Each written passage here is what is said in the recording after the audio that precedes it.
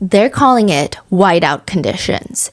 That means you get in your car, you put the windshield wipers to the max speed, and you start driving. But you still cannot see what is in front of you. A giant pickup truck could be 30 feet in front of you, and you can't see it because the snow is coming down so heavy and the wind is so fast, these snow flurries are just shooting straight at your car. But this is the Boston, Massachusetts area. They get an average of 45 inches of snow every single year. That's like more than half of my height. They should be used to it. But January 29th, 2022, it's getting pretty bad. There have been more than 100,000 power outages reported in the area. Some areas are experiencing wind gusts of 90 miles per hour. I mean, thankfully, that's only a few spots, but just to give you an idea, an average person can be knocked over, moved over by 67 mile per hour winds. 90 miles per hour, I mean, you're fighting against the wind as you're walking. Thankfully, most areas are 35 mile per hour winds, but it's still not great. This is a proper blizzard. One weather forecaster warns the residents. The storm emergency has been declared. Boston residents need to be prepared for this one. This is likely going to be an intense, dangerous storm with heavy snow, high winds, and whiteout conditions. This has the potential to be a historic storm, a huge one. This is likely to be an intense, dangerous storm with heavy snow, high winds, and whiteout conditions. Temperatures will be dropping into the single digit and below zero numbers. We are talking about treacherous conditions, dangerous, sometimes life-threatening conditions. Here in Boston, the best thing you can do is stay inside. That is why a group of friends decide they're gonna have a blizzard party. They're gonna hit up all the local bars, then come back to this guy named Brian's house, Brian the Blizzard guy, and they're gonna celebrate a little bit more. So they all end up at Brian the Blizzard guy's house at around midnight. And people from midnight to about 2:30 a.m., one by one, these party goers, they start heading back to their own house, driving in the middle of the blizzard to get back to their beds. By 2:30 in the morning, only the residents of the house are still there. All the party goers, all the guests have left and gone, except for one. On the front lawn, about 6 to 8 feet from the curb, from the street, is the dead body of John O'Keefe, one of the guests that were invited to the blizzard party. He will be found at 6 a.m. in the snow. Police arrive at the house where the blizzard party just took place. They find John, this man, unresponsive in the snow. He's bleeding from the back of his head. He's missing a shoe. There's scratch marks on his arm. He's not even wearing a jacket. There's injuries to his face. He's just laying in the snow in the front lawn of this house. There are 3 women standing around his unresponsive body, and all of them, they know this man. They know John O'Keefe. One of them went to high school prom with him. Her name is Carrie Roberts. Another one has been friends with him for almost a decade, Jen McCabe. And the other one has been dating John O'Keefe for the past 2 years. Her name is Karen Reed. Karen Reed, the girlfriend, she's inconsolable. I mean, she's running around this blizzard screaming. She's throwing herself on John O'Keefe's body, lifting up her shirt, lifting up his shirt, trying to warm him up via body heat. She has blood on her face from trying mouth-to-mouth CPR. The woman that went to high school prom with him, Carrie Roberts, she's screaming at John's girlfriend, Karen. She's like, shut the fuck up. We need to be able to we need to get the blankets. She's like, Karen, you're doing too much. You need to sit down. She's freaking out, and it seems like the calmest one at the scene is Jen McCabe. John O'Keefe is ultimately rushed to the hospital and is pronounced dead. Now, the officers want to find out what the hell happened here. Karen Reed, John's girlfriend, tells the officers, she dropped him off at the blizzard party, drove back to John's house to go to sleep. She woke up and he still wasn't home, so she got really worried. She wanted to naturally come to the place where she last saw him, where she dropped him off, which is the blizzard party, and that's when she found him dead in the snow in the front lawn. Jen McCabe says, I was at the blizzard party last night. I was inside the house. She said she saw Karen Reed's car pull up at around 12:30. John O'Keefe's in the passenger seat, but neither of them ever came in. So one of them is for sure lying. Yeah, you'll see. Okay. Carrie Roberts, childhood best friend of John's and former prom date, she says she wasn't there at the party last night. In fact, she doesn't even really know these people. She only met Jen McCabe once, like 7 years ago. Karen Reed, she's been meeting her a few more times, but only through John. Like, she's besties with John O'Keefe. The only reason she's here is because Karen, John's girlfriend, called her an hour ago in the middle of the night at 5 a.m. screaming that John is dead. Carrie says, Karen, the girlfriend, she also mentioned a few odd things. Something about a cracked taillight. Karen also allegedly said something along the lines of, did I hit him? Did I hit him? Everyone involved in this incident has a very different story. So what happened between 12 and 6 in the morning? It seems like the people that would have the most clear answers are the people that were inside the house. But their stories just don't make sense. And they're starting to get very upset that people are accusing them of having anything to do with John O'Keefe being dead in the front lawn. They say whatever they've done to us is they've dehumanized us to the sense where we're not even real people anymore. We're almost like caricatures. We're just pawns. In an interview, they're asked, have each of you been called murderers, like actual murderers? Oh yeah, on a daily basis, and we get down, we get depressed, and it's like, but this is the town we grew up in. We didn't do anything wrong. Why should we have to go anywhere? Besides, someone else has already been arrested for the killing of their friend, John O'Keefe, his girlfriend, Karen Reed. She has been arrested for intentionally hitting her boyfriend with her car in a drunken fight, leaving him for dead in the snow in the front lawn. But why does nobody believe that? Netizens don't believe it. There were 2 trials and none of the jurors believed it. They believe that Karen Reed is being framed by the group of friends. Is it because every time their story is questioned, they start slipping up? Is it because none of their cell phone records really match what they're saying? Or does it have to do with the fact that every time they get up on that witness stand to testify, they start getting aggressive and they start having these collective bouts of amnesia as a friend group, where they cannot recall details that they should be able to recall? This is the case of Karen Reed and why everyone thinks that she has been framed. We would also like to thank today's sponsors who have made it possible for Rotten Mango to support greater good charities. They immediately mobilized volunteer teams in Central Texas that are providing critical humanitarian aid to people and pets affected by the recent floods. This episode's partnerships have also made it possible to support Rotten Mango's growing team. We'd also like to thank you guys for your continued support as we work on our mission to be worthy advocates. As always, full show notes are available at rottenmangopodcast.com. A few disclaimers before we get started. There are references to driving under the influence, alleged physical assault. This is going to be the first episode in a 4-part series of the Karen Reed trials, which I know sometimes this series can be a lot. Please watch at your own discretion. This case also spans over 2 trials. So the first trial ended in a mistrial. However, even following all of the legal proceedings, this case is incredibly divisive. People say in the town of Canton, Massachusetts, this case is worse than politics. You do not bring it up at dinner parties. You do not bring it up in casual conversation with friends. People in high school are not talking to each other because of this case. Parents are not talking to their kids because of this case. Wow. It's very divisive, and our intention for this episode is not to sway anyone's opinion, but to present the facts of this case and the proceedings. Altogether, we went through hundreds of hours of courtroom footage, courtroom transcripts, testimonies, dash cam footage. I did my best to include both trials throughout this series, but of course, for the sake of time and clarity, many quotes and statements from testimony and or opening closing statements have been shortened, condensed, or combined. Any and all speculations, accusations, and allegations discussed are unproven and are representative of theories that you can publicly find online from numerous netizens. These are not like things that I came up with in my basement. These are discourse that's floating around in the internet. We maintain that all individuals are innocent until proven guilty in a court of law. Most importantly, I want to be very clear that John O'Keefe ultimately lost his life. Our team in no way, shape, or form are purposely trying to shift importance off of his death. Rather, and I think quite frankly, please be aware that John not being the primary focus of this case as a whole is more a reflection of how this case has been handled and presented by the authorities involved. And with that said, I have also created this wall. I was trying to explain to my husband a few of the people involved initially because as I'm researching, I do get a little confused and I want to talk to someone about it, and I'm explaining to him, okay, this is kind of the bare bones of the story. I explained 2 seconds and already he's like, I don't know who is who. So you're going to need some pictures or something. So this is the wall of people because I think with this case, the deeper you dig, the more everyone is connected. It's not even just there's a lot of people. It's the fact that they're all somehow connected. That's crazy. And so with that, don't stress out about the people yet. We're going to get to each of them. And then I see Yes. different colors and different color lines. Yes, the colors do mean something eventually. Wow. Okay. So with that, let's get started.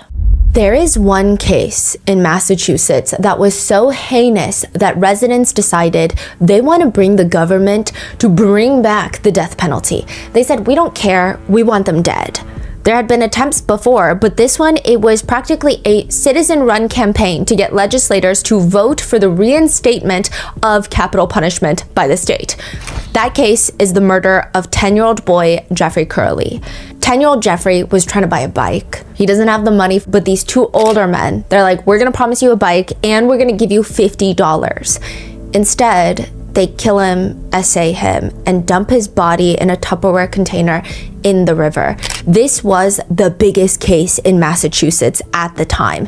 This was, especially because the two killers, they don't want to go down without fighting. One of them specifically is trying to argue, yeah, I was there, but I wasn't the one that physically kidnapped, nor was I the one that physically killed the little boy. It was the other guy.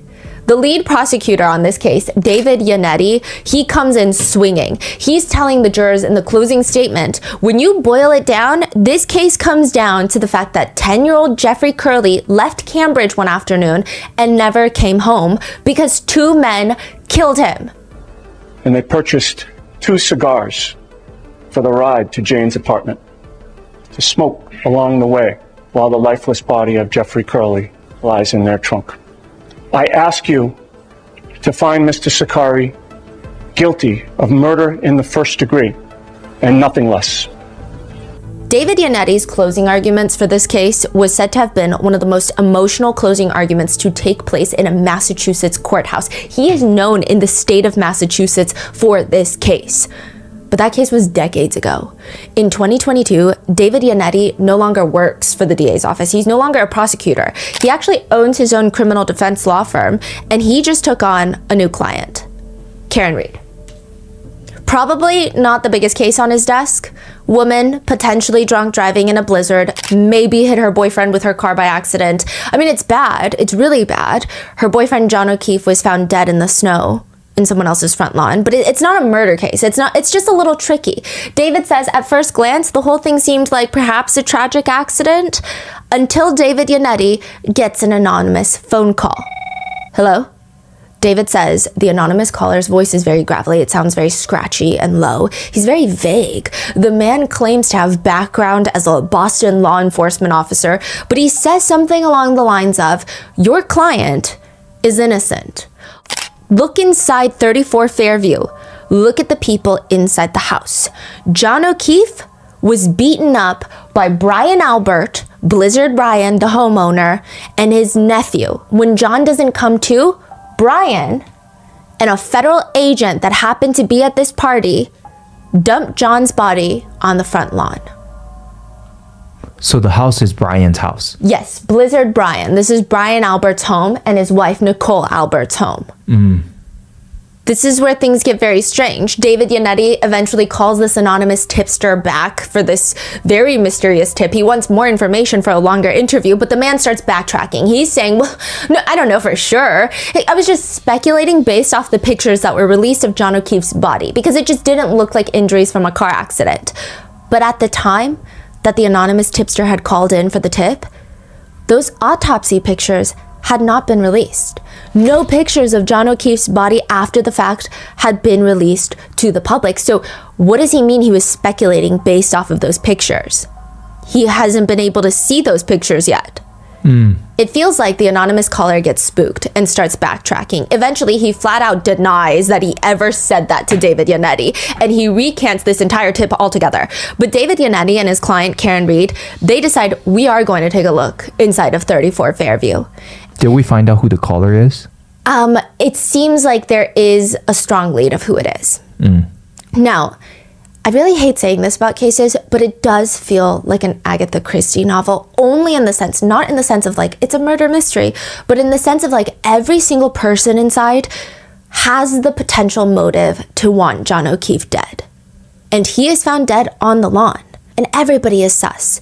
January 29th, 2022, there is a birthday party inside of 34 Fairview Road. It's not just a blizzard party. And John O'Keefe is invited to that party. By 6 a.m., he's found dead in the snow outside. And every single person, they're weird. First of all, people keep forgetting and omitting who was inside the house the night of the party. It actually takes months for people to find out exactly who was inside the house that night. People keep conveniently forgetting other people. One woman that was at the house that night starts Googling at 2 a.m. how long to die in the cold before anybody was even found in the cold.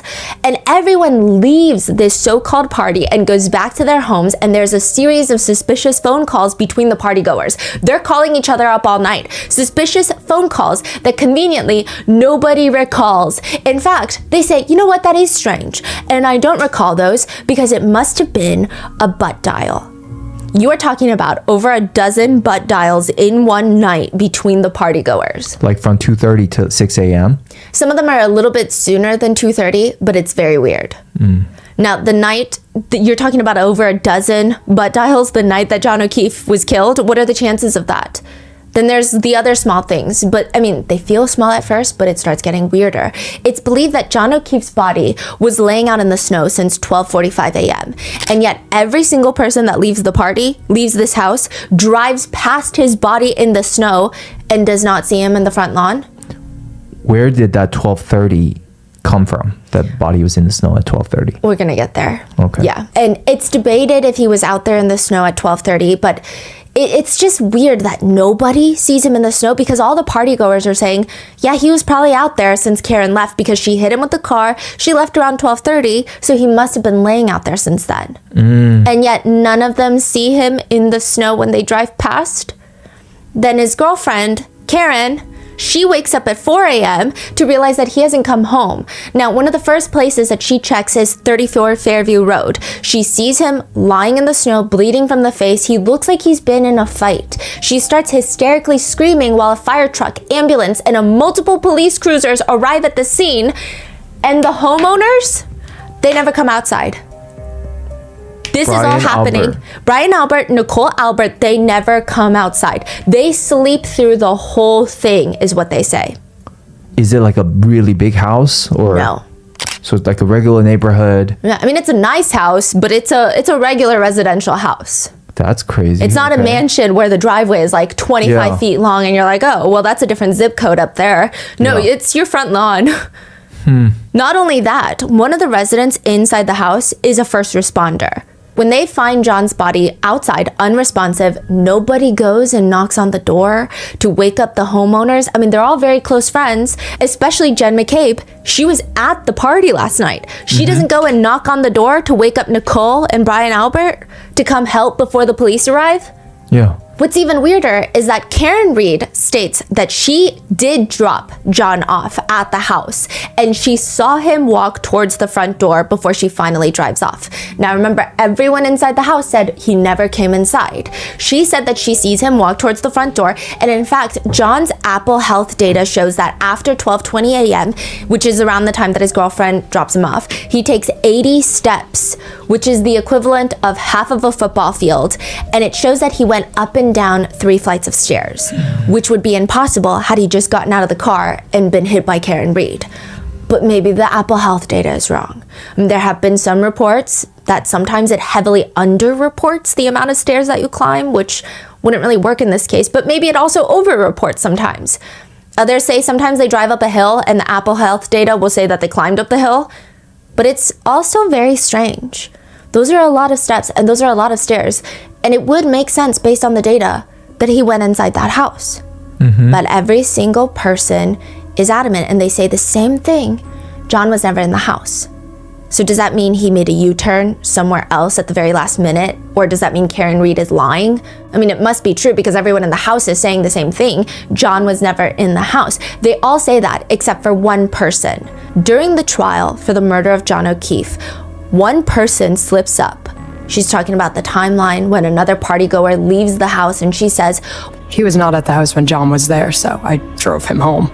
And John was there, so... And people are wondering, did she just slip up on the stand? that John O'Keefe was inside the house. So yeah, maybe Whoa. the anonymous caller, regardless of who they are, maybe they're onto something. If you're gonna say things that you don't want anyone to know about, the last place that you should say those things probably is in a group chat. In essence, a group chat is a bunch of people and a permanent transcript. People will take screenshots of group chats, post them online, or sometimes these group chats will be read out loud in the middle of a cramped Massachusetts courtroom, and you're gonna have to read every single word that was typed out to your friends when you thought nobody was gonna read them. Michael Proctor takes the stand, otherwise known in the group chat as Chip. Michael says he's known a lot of these group chat members since he was, in middle school, high school. I mean, these are his childhood friends. So from October 18th, 2021 to August 31st, 2022, about a year, there are 38,707 messages in this one group chat. But the only ones that the court cares about really are the ones starting from January 29th, 2022, the day that John O'Keefe is found dead in the snow. Michael, aka Chip, in the group chat gets a message from his friend. It's just a link to John O'Keefe's Facebook page. There's a quick conversation about John O'Keefe and his girlfriend Karen Reed, and he's texting in the group chat, she's a babe, like she's hot. Wait, I'm so sorry. Timeline-wise, this was after John O'Keefe was found dead? Yeah. Someone sent a link. So everyone in the town is talking about it. Oh, they're already talking Yes. about this death, and then someone sent Karen Reed's link. John O'Keefe's Facebook link, but they're talking about Karen Reed because she's the girlfriend of John O'Keefe. I see. And this man, Michael Proctor, he says about Karen Reed, she's a babe, like she's hot. Weird Fall River accent though, saying that she's got a weird accent, and also comments she's got no ass. So his whole text reads, Yes, she's a babe. Weird Fall River accent, though. No ass. and of course, eventually there will be conversation about Karen Reed being arrested for hitting her boyfriend with the car, because it's all anyone in the whole town is talking about. And later, there's a picture sent in the group chat that is Karen Reed being arrested for hitting her boyfriend, and she's being escorted into the state police barracks. And one of Michael's friends texts in the group, "Is that chick a smoke?" Is that chick a smoke? Question mark. I respond, Nutbag. She's got a leaky balloon knot. It leaks poo. I respond again, nutbag, as Chief would say. I also respond with, she's got a leaky balloon knot, leaks poo. Michael Proctor said she has a leaky balloon bag. Balloon knot, he's referencing her rectum. Yeah, and her medical condition. So she has MS. Now, on a later date, he texted in a group chat that people would find Karen Reed hot if you only, quote, If you like women who shit themselves. Michael also mentions that he's looking into Karen Reed and, quote, no nudes so far. No nude so far. Which these messages are really heinous, especially when they're read out in court. Michael Proctor's ears are turning bright red. But the problem is, Michael Proctor is not some random local incel still just rating women in the group chat that they can never date with their high school buddies. Michael Proctor is the lead investigator on the death of John O'Keefe. And this is what he's texting his buddies. His police buddies? Yes, he's a state trooper for the Norfolk County's DA's office. He's part of the homicide unit within Massachusetts State Police. He's taking the lead on the investigation onto the death of John O'Keefe. And his main suspect is Karen Reed, where he is going through her phone after her arrest looking for nudes. He texts his buddies, quote, no nudes so far. That is fucking crazy. Which means they do that all day long. Yeah. On every single case. He's also texted his supervisors that. And they don't reprimand him. They don't admonish him in the group chat. Yeah, and it's because the supervisor probably does that too then. In other messages, Michael Proctor calls his main suspect in this case. Yep, so these came from me. From all accounts, he didn't do anything wrong. She's a whack job. C-U-N-T. Objection. So don't spell it. You have to. So these are your words. Yes, Your Honor. Go ahead and say them. Then in a later text message, this time not with his boys, he texts his sister, Courtney Proctor about Karen Reed, again, the main suspect that he's investigating. He says to his sister, I hope she kills herself. Then a few months later, he texts his wife because Michael Proctor is married. He texts his wife, we're gonna lock this whack job up. And just like that, February 1st, 2022, Karen Reed is arrested and charged with manslaughter, motor vehicle homicide, and leaving the scene of a personal injury or death. The DA's office is saying that Karen Reed dropped John off at 34 Fairview Road and then ran him over with her car as she's backing up to leave the house and left his body in the snow on the front lawn. His body is found Saturday. She is arrested on Tuesday night. 4 months later, Karen Reed gets upcharged to second-degree murder. One person states, the line between gross vehicular manslaughter and second-degree murder is very, very thin. If you exhibit a disregard for the safety and the life of another person and they die as a result, you've got second-degree murder. So, for example, vehicular manslaughter means you're driving in a way that's negligent, reckless, unlawful, but you have no intent. Like, you don't go out like, you know what, if I kill someone tonight, I kill someone tonight. You have no intent to cause bodily harm. By upgrading Karen Reed's charges from vehicular manslaughter to second-degree murder, the Commonwealth of Massachusetts is now saying, we still believe everything we said before, but now we think Karen did this on purpose. She ran her boyfriend over on purpose. You had intent to kill or cause serious bodily harm. Maybe you didn't plan on it, but in that moment, you had intent. Karen's attorney, David Yannetti, the one that received the anonymous tip, he is more thrown off by this because this is strange. He is a local attorney that has worked for the DA's office in Massachusetts for decades. He says usually when prosecutors decide to upcharge someone, they will reach out to the attorneys. It's just a thing they do. I mean, they did that in the Sean Combs case. It's just a thing they do to give them a heads up. Not that he was upcharged, but you get the idea. Especially an attorney like David Yannetti, who has worked for the DA's office for a very long time and has good relationships with prosecutors. It's not the exact DA's office, but he's a well-known former prosecutor. It doesn't make sense. Why wouldn't they let him know? Why wouldn't they give him a courtesy call? That coupled with the anonymous tipster, David Yannetti is saying something's weird. He said, it's so dirty and underhanded that they would go behind my back. What exactly are they trying to say Karen Reed did? The prosecution states Karen Reed got drunk at the bar. And when she got to drop off John O'Keefe at 34 Fairview, she gets into a fight with him in the car, backs up in her quick reverse to get out of that neighborhood, hits John O'Keefe, kills him, and leaves him for dead. That on January 29, 2022, a very intoxicated defendant was angry and arguing about the relationship with John O'Keefe. And after the fight was over, she left, but she brought the fight back to him in the form of her SUV. She clipped him, he fell backwards, he broke his head. The prosecution say they've got all the evidence to back it up, including every single person that was at 34 Fairview Road will tell you what happened, and you will conclude that Karen Reed killed her boyfriend. That's a really dumb way to do it if that's what she wanted to do. Yeah.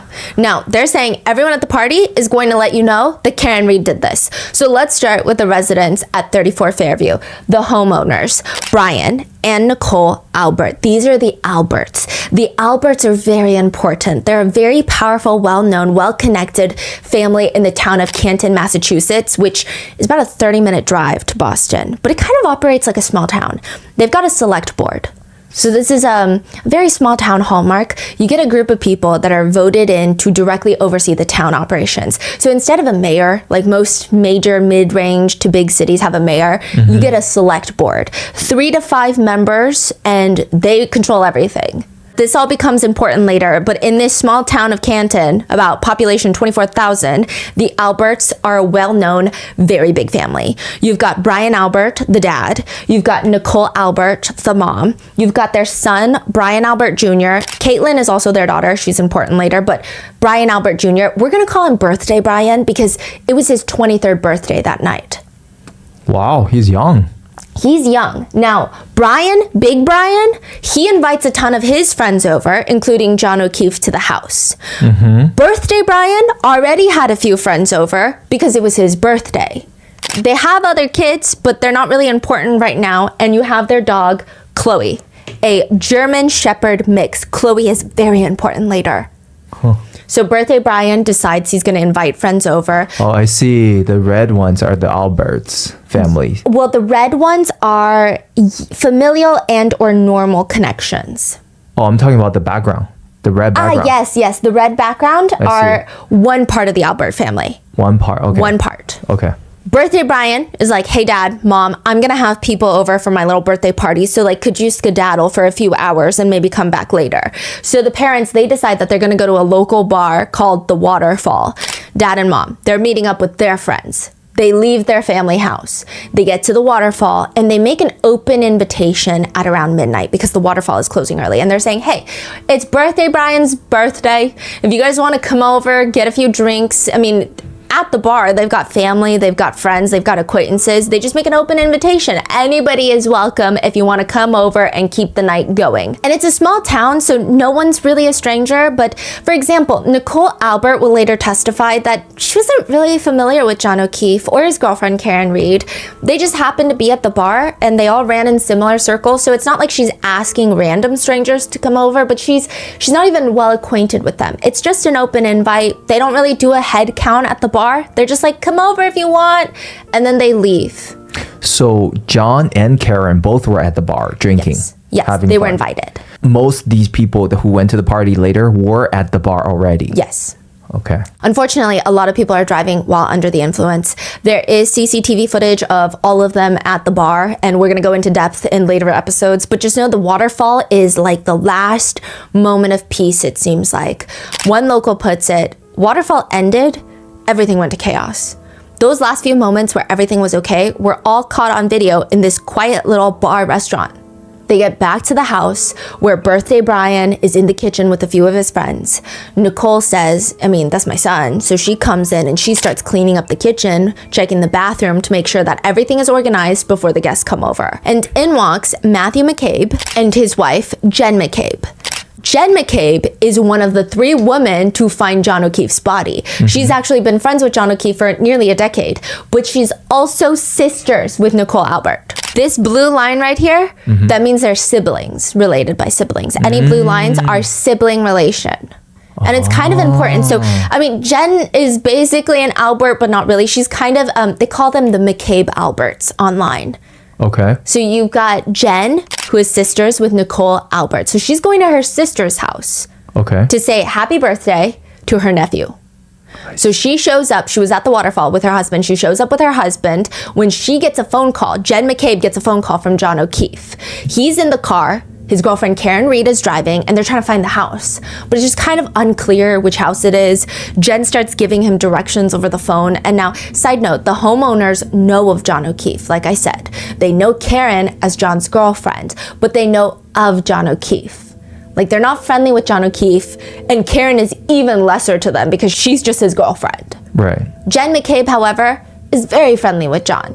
She's the one that invited them. So she's like, oh yeah, let me give you the directions. And she's telling him where the house is, which would indicate that he's coming over, right? Mm-hmm. Jen says at one point she looks out the window of the house and she sees this big SUV, one that is presumably Karen Reed's, and John O'Keefe is presumably in the passenger seat. It's very clear that they've arrived at the right house. They're here. They're out in the front. Jen says she goes to the window a few times. She's texting him at corresponding times being like, here, like you're here, right? And she sees the car in a few different positions. Like at one point it's further away. Now it's closer. Now it's just weird. And then eventually the car is gone. So she just assumes maybe Karen and John decided to call it a night last minute. Perhaps they got into a fight. Perhaps something happened. But according to everyone in the house, including Jen McCabe, neither John nor Karen ever make it inside. So they just leave? That's what everyone's saying. In fact, Brian Albert says John never came into my house that night. He would have been welcomed, and Karen Reed would have been welcomed with open arms had they had come in. I wish they had come in. I really do. Which is kind of a weird thing to say. Mm-hmm. Carrie Roberts is a close friend of John's. Very, very close friend. She's the one that went to prom with him. She's like his childhood best friend. She is the other woman that finds John O'Keefe's body along with Karen Reed and Jen McCabe. She was not invited to the Waterfall bar. She or even to 34 Fairview. She's laying in bed away from the winter storm when she gets a phone call from Karen at like 5 in the morning. And she had the opposite of a night of what everybody else had. She went bowling with her daughter and her daughter's friend. She comes home early because there's a storm coming. She just wants to be home. But her husband is on his way out. This is like 8:30. She runs into him and she's like, where are you going? He's like, oh, I'm going to the bar to meet John O'Keefe. So her husband is very close with John O'Keefe. Who's her husband? He's not on here, but his name is Kurt. Oh, okay. Kurt Roberts is a really close friend of John O'Keefe's, and they end up meeting at a different bar. So Okay. before the waterfall, John was at a different bar. Okay. So they meet there, and his wife is like, okay, Carrie's like, I'm not going, I'm just trying to be home. And he also says, I didn't want to go either, but John and another guy friend of theirs, they wanted me to come up and, quote, They reached out, they were at McCarthy's, the bar in Canton Center, and they wanted me to come up. And I was saying, I didn't want to, I wanted to stay in because there was a storm coming. And then he called me a pussy. And I, sorry, and I can't let that happen, so I had to go. which I don't want to confuse you with too much timeline, but if it helps, John does meet up with a few friends at a separate bar called CF McCarthy's. That's actually where Karen comes to meet up with John. Okay. So she meets up with John and a few of John's friends. And then the rest of John's friends, they decide to go home early. John and Karen, they get invited to go to the Waterfall Bar. And that's where they meet up with all the Fairview people, the McAlberts. Yeah. Now, did Karen yes. say why she didn't want to go in after dropping off John? Yes, she will explain later. Okay. Now, in both instances of both bars, Karen is mainly there for John. And I mean, she's not really friends with anybody else at the bars. Like, these are all kind of more so John's circle of friends, not hers. So Carrie's husband, Kurt, comes home early right after the first bar. He never gets invited to 34 Fairview. They hit the bed, they fall asleep, and Carrie shoots up out of bed to her phone ringing at 5 a.m. because why the hell is Karen Reed calling her? Carrie claims she picks up and she just hears Karen screaming, John's dead. Carrie, Carrie, Carrie. And then she hung up. Carrie says she didn't even have the chance to have a conversation. Like, what do you mean he's dead? I mean, did you catch the timeline? Because nobody found John's body until 6 a.m. Carrie is saying Karen called her at 5 a.m. screaming John's dead. Weird. Karen was screaming so loudly that Kurt Roberts, Carrie's husband, wakes up in the middle of the night and is like, who is that? Why are they screaming at you? He keeps asking Carrie, what the hell was that? And she's like, I don't know. She's jumping out of bed. She's pacing the room. She doesn't know if she should get dressed because what's happening right now. She says, I tried calling her a couple of times to be like, what is going on? Karen finally called me back and she said, I'm afraid John might be dead. So now it's, I'm afraid John might be dead. He might have gotten hit by a snowplow. Like, you know, those big giant trucks that plow the snow. And this is still before 6 o'clock, right? Like Yes. 5 something? Yes. Okay. He did not come home last night. I think something happened. Carrie's trying to understand, well, where are you right now? I'm driving. Can I come to your house? Will you drive my car? I don't remember anything from last night. We drank so much, I don't remember anything. You're gonna get a DUI if you were drinking all night last night and you don't remember anything. You shouldn't be driving. I'm gonna come to your house. Will you drive my car? Carrie says after that she starts getting dressed and she says, quote, I think that's when my husband was like, where are you going? I just said, I don't know, something happened. John didn't come home. Karen's worried, so I'm gonna go look, go help her. And he said, you're not going anywhere. It's a blizzard. And I said, yes, I am. I went downstairs. I started the car. So Carrie Roberts gets in her own car and starts heating it up, cleared it off, waits for Karen to get there, and she doesn't come. So she's calling all these people, and Carrie says that she's waited in the car for about 10 minutes, which there are a lot of interesting things about this part, which is, first of all, John is Carrie's husband's close friend now, too. I mean, obviously, Carrie Roberts knew John for the longest, but she introduced her husband to John, and they're close enough that John invites Carrie Roberts' husband to the bar last night. Yeah, exactly. He doesn't want his wife to go out in the storm, and yet she's sitting in her car for 10 minutes, like 10 full minutes. He could have tried to stop her. He could have gone with her. I don't know. It's intriguing. It's not particularly suspicious, but it is weird. Now, Carrie says after waiting, Karen doesn't show up. Carrie's probably sitting in her car getting more and more anxious every second, so she finally picks up her phone, calls the non-emergency line for the local police department. Sergeant Good from Canton Police picks up. Canton Police, Sergeant Good. Hi, my name is Larry. I'm calling because my friend's boyfriend did not come home last night. We were at Waterfall, and now she is calling me hysterical because she doesn't know where he is. You didn't pick anybody up by the name of John O'Keefe, did you? No.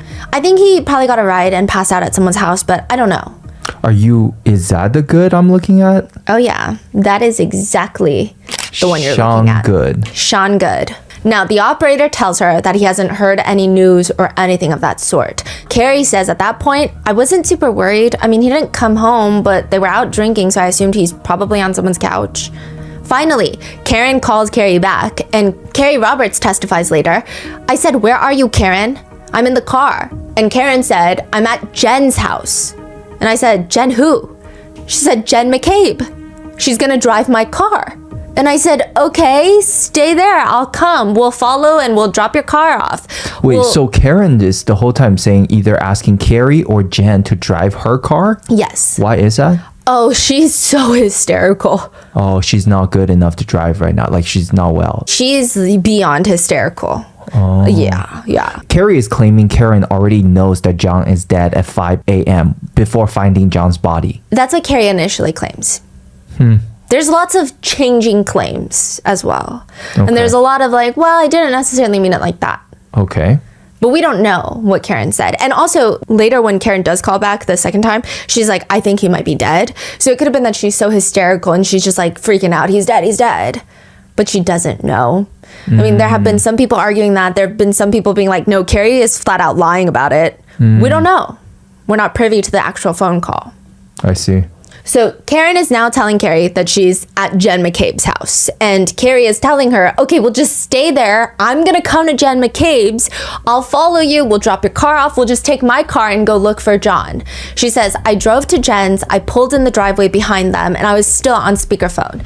Jen is driving. Karen's in the passenger seat and we drove. I said, do you remember? Like, look, did you go through John's house looking for John? Could he be passed out somewhere in the house? And she said, I don't know. I didn't look. So I said, let's just go do that. Let's get into cars and we're going to go back to Meadows and we're going to go look inside of John's house first. He could be passed out on the couch or on the floor. Who knows?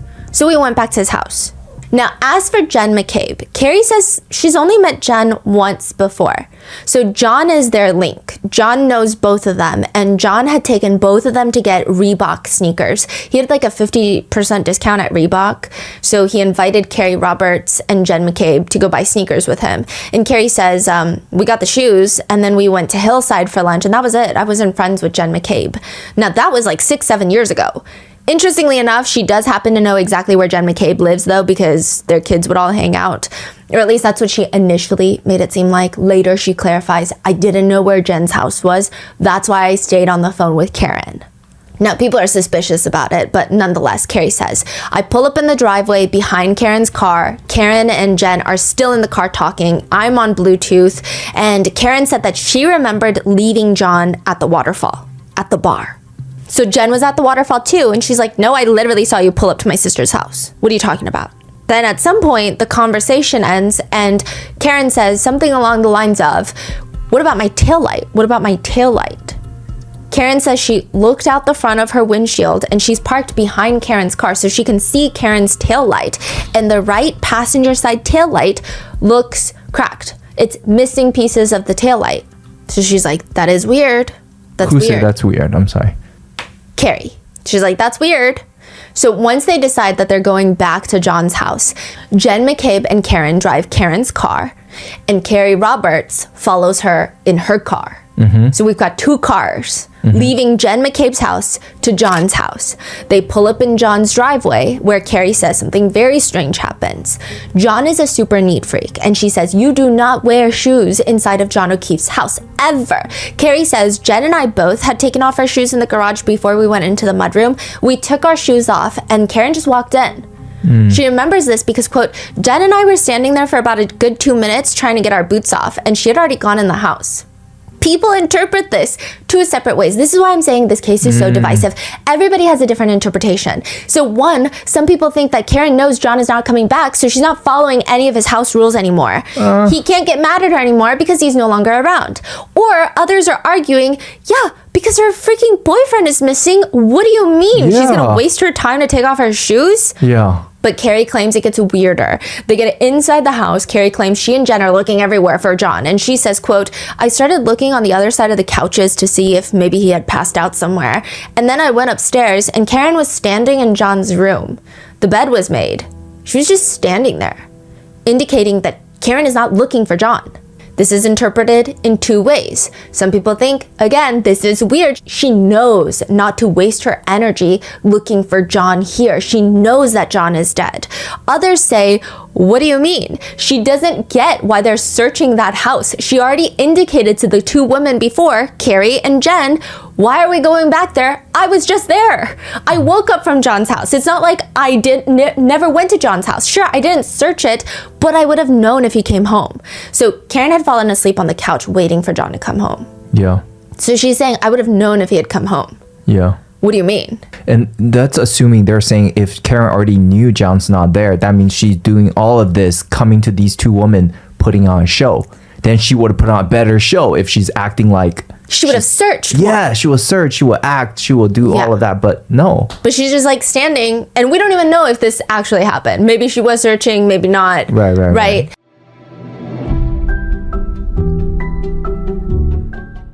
Here is a dirty little secret that the insurance industry may want to keep under wraps.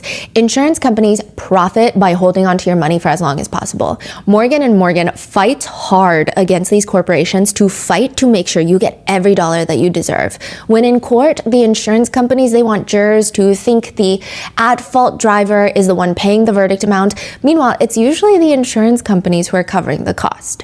When Morgan & Morgan takes on a case, they are almost always going after the big insurance companies and not the individuals at fault. A recent client in Pennsylvania just received $29 million. The insurer's best offer was $500,000. I mean, there's a reason why Morgan & Morgan is America's largest injury firm. Hiring the wrong firm can be disastrous. I mean, hiring the right firm could substantially increase your settlement. With Morgan & Morgan, it's easy to get started, and their fee is free unless they win. Just click the link in the description below or visit forthepeople.com/rotten. That's forthepeople.com/rotten, or click the link in the description below. This is a paid advertisement.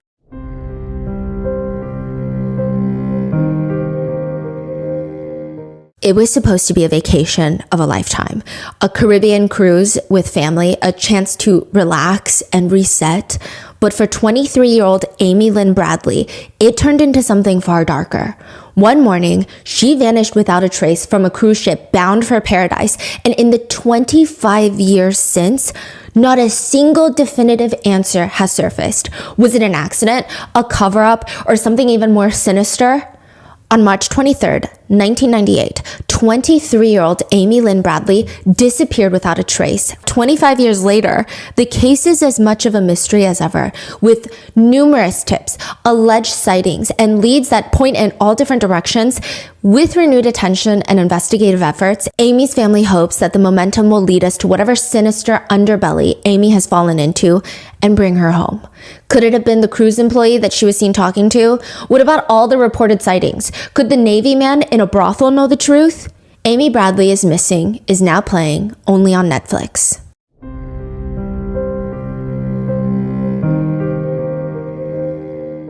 Now, the three decide finally, after looking for John, they're going to head out because he's not in the house. And that's when Carrie states that she sees Karen's taillight even closer now, because previously she was in her car looking at Karen's taillight, but now she's outside the car staring at the taillight, the rear passenger one, and it's smashed.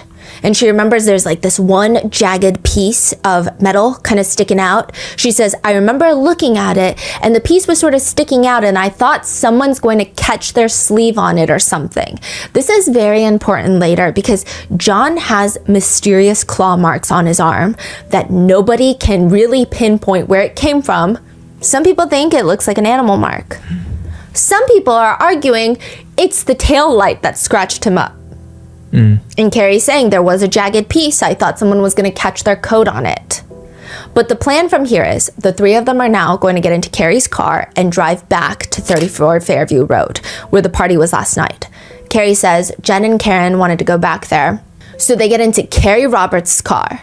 It's Carrie Robert driving, Jen McCabe in the front seat, and Karen is in the back. And she's losing her mind, which in turn is making Carrie Roberts lose her mind. She says she's driving through the middle of this blizzard. It's whiteout conditions. She can't see anything in front of her. And Karen is freaking out in the back, going from the center console, like in between them screaming, then leaned back to panicking, and then back and forth, back and forth. She says Karen was frantic. She wouldn't put her seatbelt on. I was getting nervous because we're driving in a blizzard. She kept leaning in between the two seats. I think at some point she was texting in the back seat, and then she'd be leaning, and then she would text, and it was just frantic the whole morning. Carrie says Karen was overall very frantic, but there were a few discernible conversations.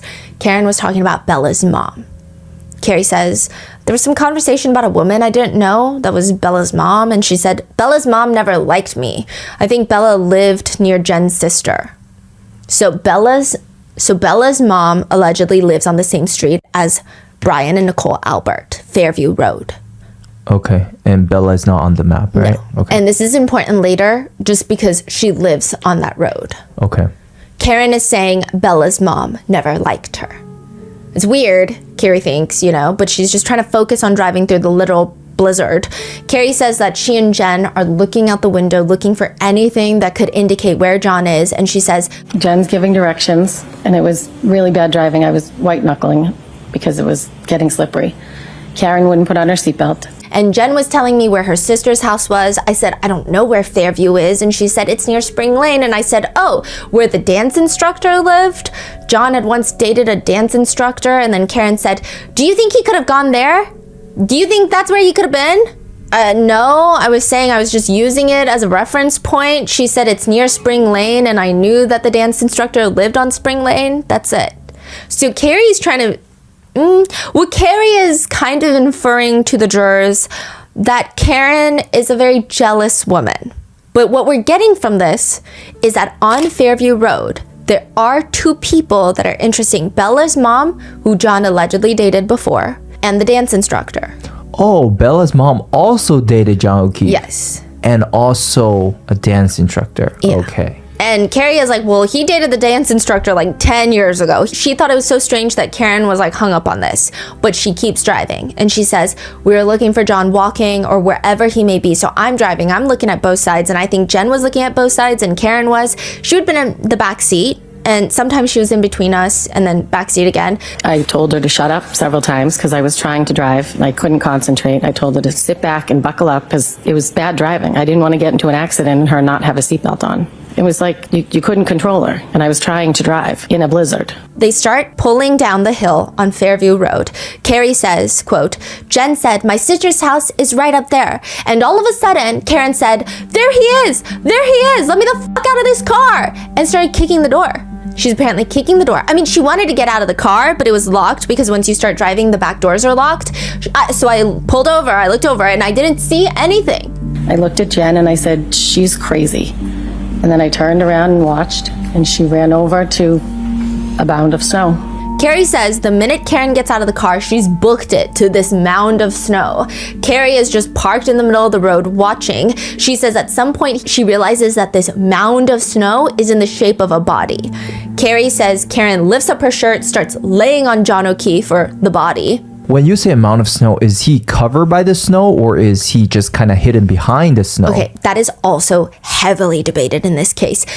Carrie is indicating he is covered in like 4 to 6 inches of snow. Right. A lot of people have testified and put in anecdotal evidence online that there really wasn't that much snow that could have piled on top of John. And even if he had passed away sooner, a lot of your body retains body heat. So snow will actually melt quicker when it touches you. So it won't pile as quickly on top of your body. And so they're saying that she runs to this mound of snow that they didn't know because it was just snow. But I will say that John is a 200-pound man. It just seems unlikely that he would have been fully covered in snow. I feel like something must have been peeking out, and he was wearing darker colored clothing. But you could also argue against Karen that it's really dark outside and you can't really see that well. So both sides have their arguments. Now, by this point, it is near blizzard conditions. It's cold. It's less than 32 degrees. There is about 3.9 inches of snow that should have accumulated in Boston. But that's, again, in Boston area. That it's different depending on where you are. It's different upon a lot of things. And John's body would have been potentially warmer. Yeah. Carrie and Jen, they're in the car, and they both state that they have no idea how Karen saw John's body laying in the snow. No clue. They didn't see anything until Karen was like, let me out, and she jumped out the car. Now, the lawn of 34 Fairview is quite spacious, but I would hardly call it a mansion or like an estate. The driveway is a normal length, meaning the lawn is not that long, it's not that deep. The edge of the curb, in the house, it's not that far of a distance. This is not like a Jeff Bezos residence. It's a very nice family home, but the property is a little wide. And at the edge of the property line is this flagpole with the American flag and a fire extinguisher and like an electrical box. There's no light illuminating this area. There's no like street light right above this section of the lawn. There's no light on the flagpole. There's no star and moon shining to illuminate the whole space. It's just a frame of reference, and that is where John's body is found. But what's interesting for later, this is like later episodes, but if you like more information, the Albert's bedroom, the primary bedroom, faces that side of the house. That side of the front lawn. It's so on if they that look side. out the window, they could see the body. Yeah, it's not like their bedroom faces the front, but on the other side, it's like, no, it faces the front, and it's the very last bedroom on that side. And when there's all these people outside, how could they not hear anything? Exactly. Right? Now, Carrie says she's in the car. She says, when I realized it was John or someone, I ran over. I dug John's head out from the snow.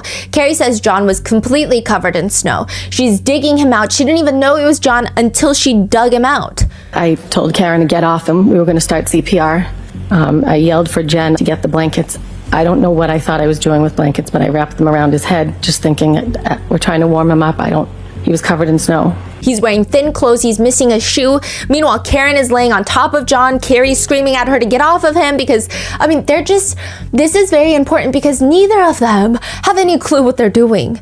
Like, clearly, Karen is doing something that Carrie doesn't agree with. Karen wants to move him to get him warmer. Carrie doesn't because she's scared that he has a spinal injury. Like, they're at odds. They don't really know what to do. She is CPR certified, Carrie, but she's definitely not a first responder. Carrie says he had blood coming out of his nose and his mouth, and his right eye looked like a golf ball. His left eye was fine, but the right eye looked like a golf ball. He was bleeding in the back of his head, so when I was wrapping the blanket around the back of his head, I didn't know he had a cut on the back of his head. Carrie doesn't recall where the cut was, but she remembers blood on the blanket that was on the back of his head. Carrie says, I was doing CPR and I said, Jen, you need to call 911. I started CPR, chest compressions, and then Karen was giving mouth to mouth. Carrie says that she does have previous training in CPR, and within minutes, maybe like under 10 minutes, the first officer arrives at the scene along with the firefighters and the paramedics. Now, Carrie says this is where things get weird. Karen is like running around the body while EMTs are trying to work on him, John, and she's just frantic, just saying things like, is he dead? Is he dead? Is he dead?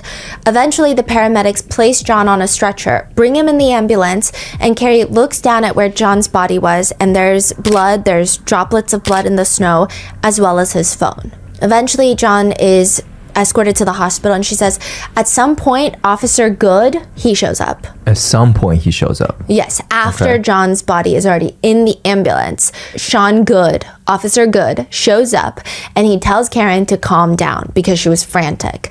And at some point, Jen and Karen are placed in the back of a police cruiser to warm up. Carrie says, I was standing outside the car watching the ambulance. I could see through the ambulance that they're moving things and working on John's body. And Carrie turns and tells Karen, because maybe she doesn't want Karen to freak out and be more frantic, she says, I said, they're working on him.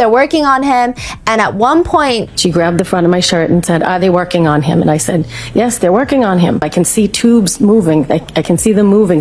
If he was dead, they wouldn't be working on him. And then she said, let's hold hands and pray. Who said that? Carrie is saying that Karen is like, let's pray. And then at some point, she's got blood on her hands. Karen has blood on her hands. And Carrie is saying, Karen told us that it was her period blood. What? Carrie's like, I think she was just in a state of shock, maybe. So she's like, Jen McCabe looks at Karen and is like, no, that's not your blood.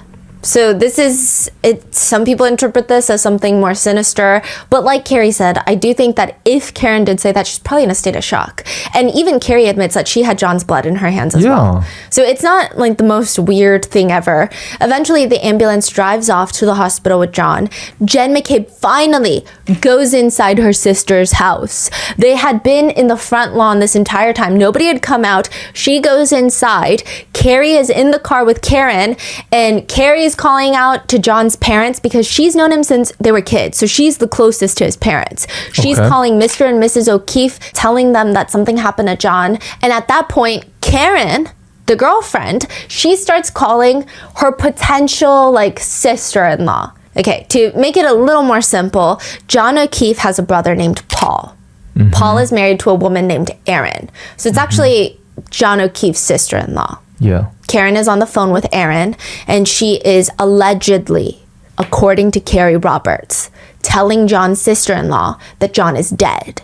But again, nobody knows that. He's just been rushed to the hospital. We don't know that he's dead. He hasn't been pronounced dead. And so Carrie says, I grabbed the phone from her and I said, he's not dead. He's in the back of an ambulance. He's been in an accident. And she said that Paul, John's brother, was going to go to the hospital and they were going to all meet there. But she says, she keeps kind of inferring that Karen kept telling everybody that John is dead when he's not dead. Carrie's story is like almost casting suspicion on Karen, on everything Karen does. Her final version of events, because her first few version of events, a lot of stuff is not mentioned. And I'm going to go through it. But this is like her final version of events that she testifies to in trial 2. And she's finally like, yeah, this is what's happened. And everything is like, that's sus, that's weird. I don't know why Karen did that, said that, act that way. Yeah. Eventually, John is declared dead at the hospital, and they all start going through to discuss what happened the night before at the waterfall. All of them except for Karen. Karen is not invited to these conversations. So a few of the party goers, they all get together and they start talking about, wait, what happened last night? What happened last night? A few of the party goers remember they did recall seeing John and Karen walk into the waterfall bar with a cocktail glass from another bar. So they're just like, she was very drunk. They were being weird. Karen had showed them. She thought it was funny that she brought over a cocktail glass from the other bar because you're not supposed to do that. But Jen says, there was something else. Karen had shared a little bit of frustration because that morning, Karen is telling Jen, that morning, Karen and John had got into a fight. Jen recalls during the conversation with John, her last supposed conversation with John, while he's asking for directions to the house, to 34 Fairview, she said something along the lines of, go past Bella's house, her street, it's at the bottom of the hill.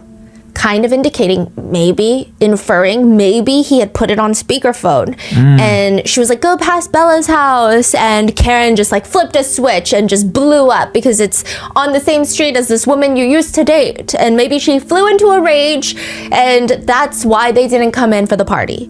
And that is maybe why he's laying in the cold snow and he was dead. They also share very different stories about what Karen said to them when she called them to wake them up from their sleep. Remember, Carrie said that Karen was screaming that John is dead, and that she was hysterical, which Jen is like, well, no, she told me something else. She told me that she left John at the waterfall bar when she was on the phone with me. And I told her, no, you didn't, because I saw you pull up to my sister's house. But the alarming part of all these conversations is, well, the fact that they're having these conversations. Because technically they're all witnesses, they shouldn't be having these conversations. But the more alarming part is, as they're talking throughout the weeks, they start calling the investigators on this case, adding more to their versions of what happened that night. Now they're talking to each other through phone call, text message, meeting up.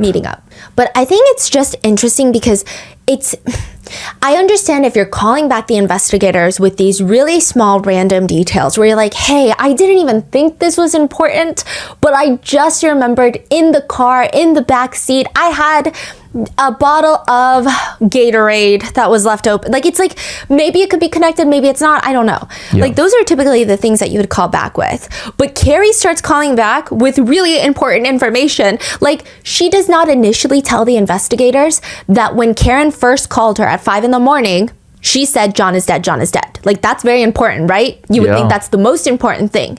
She doesn't tell them until later. And so Carrie, her explanation for that is, well, Jen and I were re-going through everything that happened, and Mrs. O'Keefe, John's mom, had advised us to make a timeline. She said this could be a while. You guys aren't going to remember something years from now. So sit down, write down what you remember. And I, at that point, you know, when she first called and we were going through it, Jen was like, oh yeah, remember? You said that Karen said that he was dead? I don't think you've told the investigators that. So Michael Proctor calls, or either Michael Proctor was already on the phone with Jen. She doesn't recall that. I don't even know. And I said, oh, could I speak to Michael Proctor?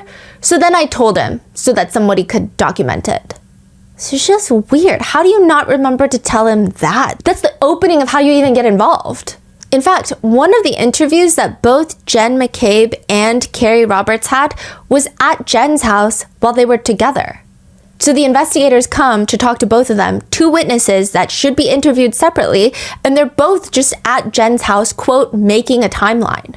I think I was at Jen's house. We were making a timeline together when two law enforcement showed up to question her. But I happened to be there, so they took us in separate rooms and questioned both of us.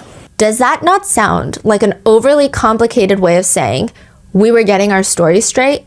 Because that's what a lot of people think online. Now, all of John's family and friends believe that Karen Read did in fact kill John O'Keefe.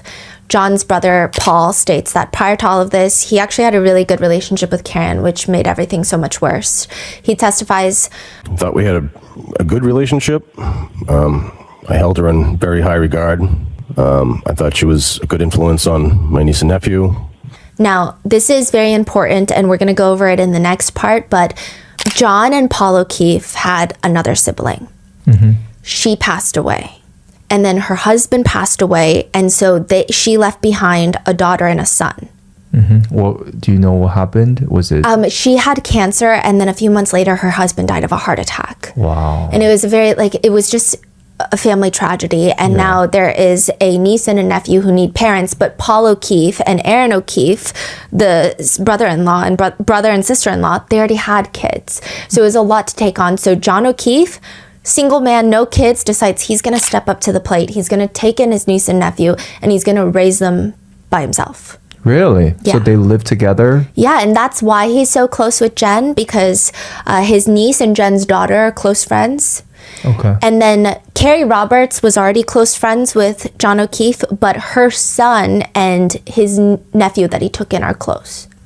Ah, so they I see. start So helping raise Carrie, the kids. John, and Jennifer, they're super close Through the kids. Through the kids. Yes. So they're all like the parenting group. Yeah, so they we'll do pickups, drop-offs, they'll do the games together. So that's how they maintain close. But because she's close with the nephew, she's close with the niece, they don't really overlap as often. Ah, okay. Oh, and Karen helps take care of the kids. So she works from home. Yeah. So she'll go to John's house and just watch the kids while he's at work. What does she do? She works in finance. She's an asset manager. And she also is an adjunct professor so she teaches university kids at night. I believe online classes. Okay. So she'll go to his house and just watch the kids, make them food. How old are the kids, estimate? 16 and 13, I believe, when it happened.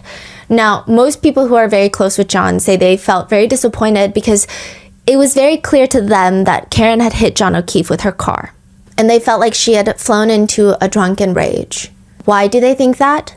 Well, after John is left dead, Karen drives off, and before his body is found, so in the span of 3 to 5 hours, Karen calls John 52 times, and she leaves him 8 voicemails. First one is at 12:37 p.m., presumably when she drives off without John in the car. And she is screaming in the voicemail, "John, I fucking hate you."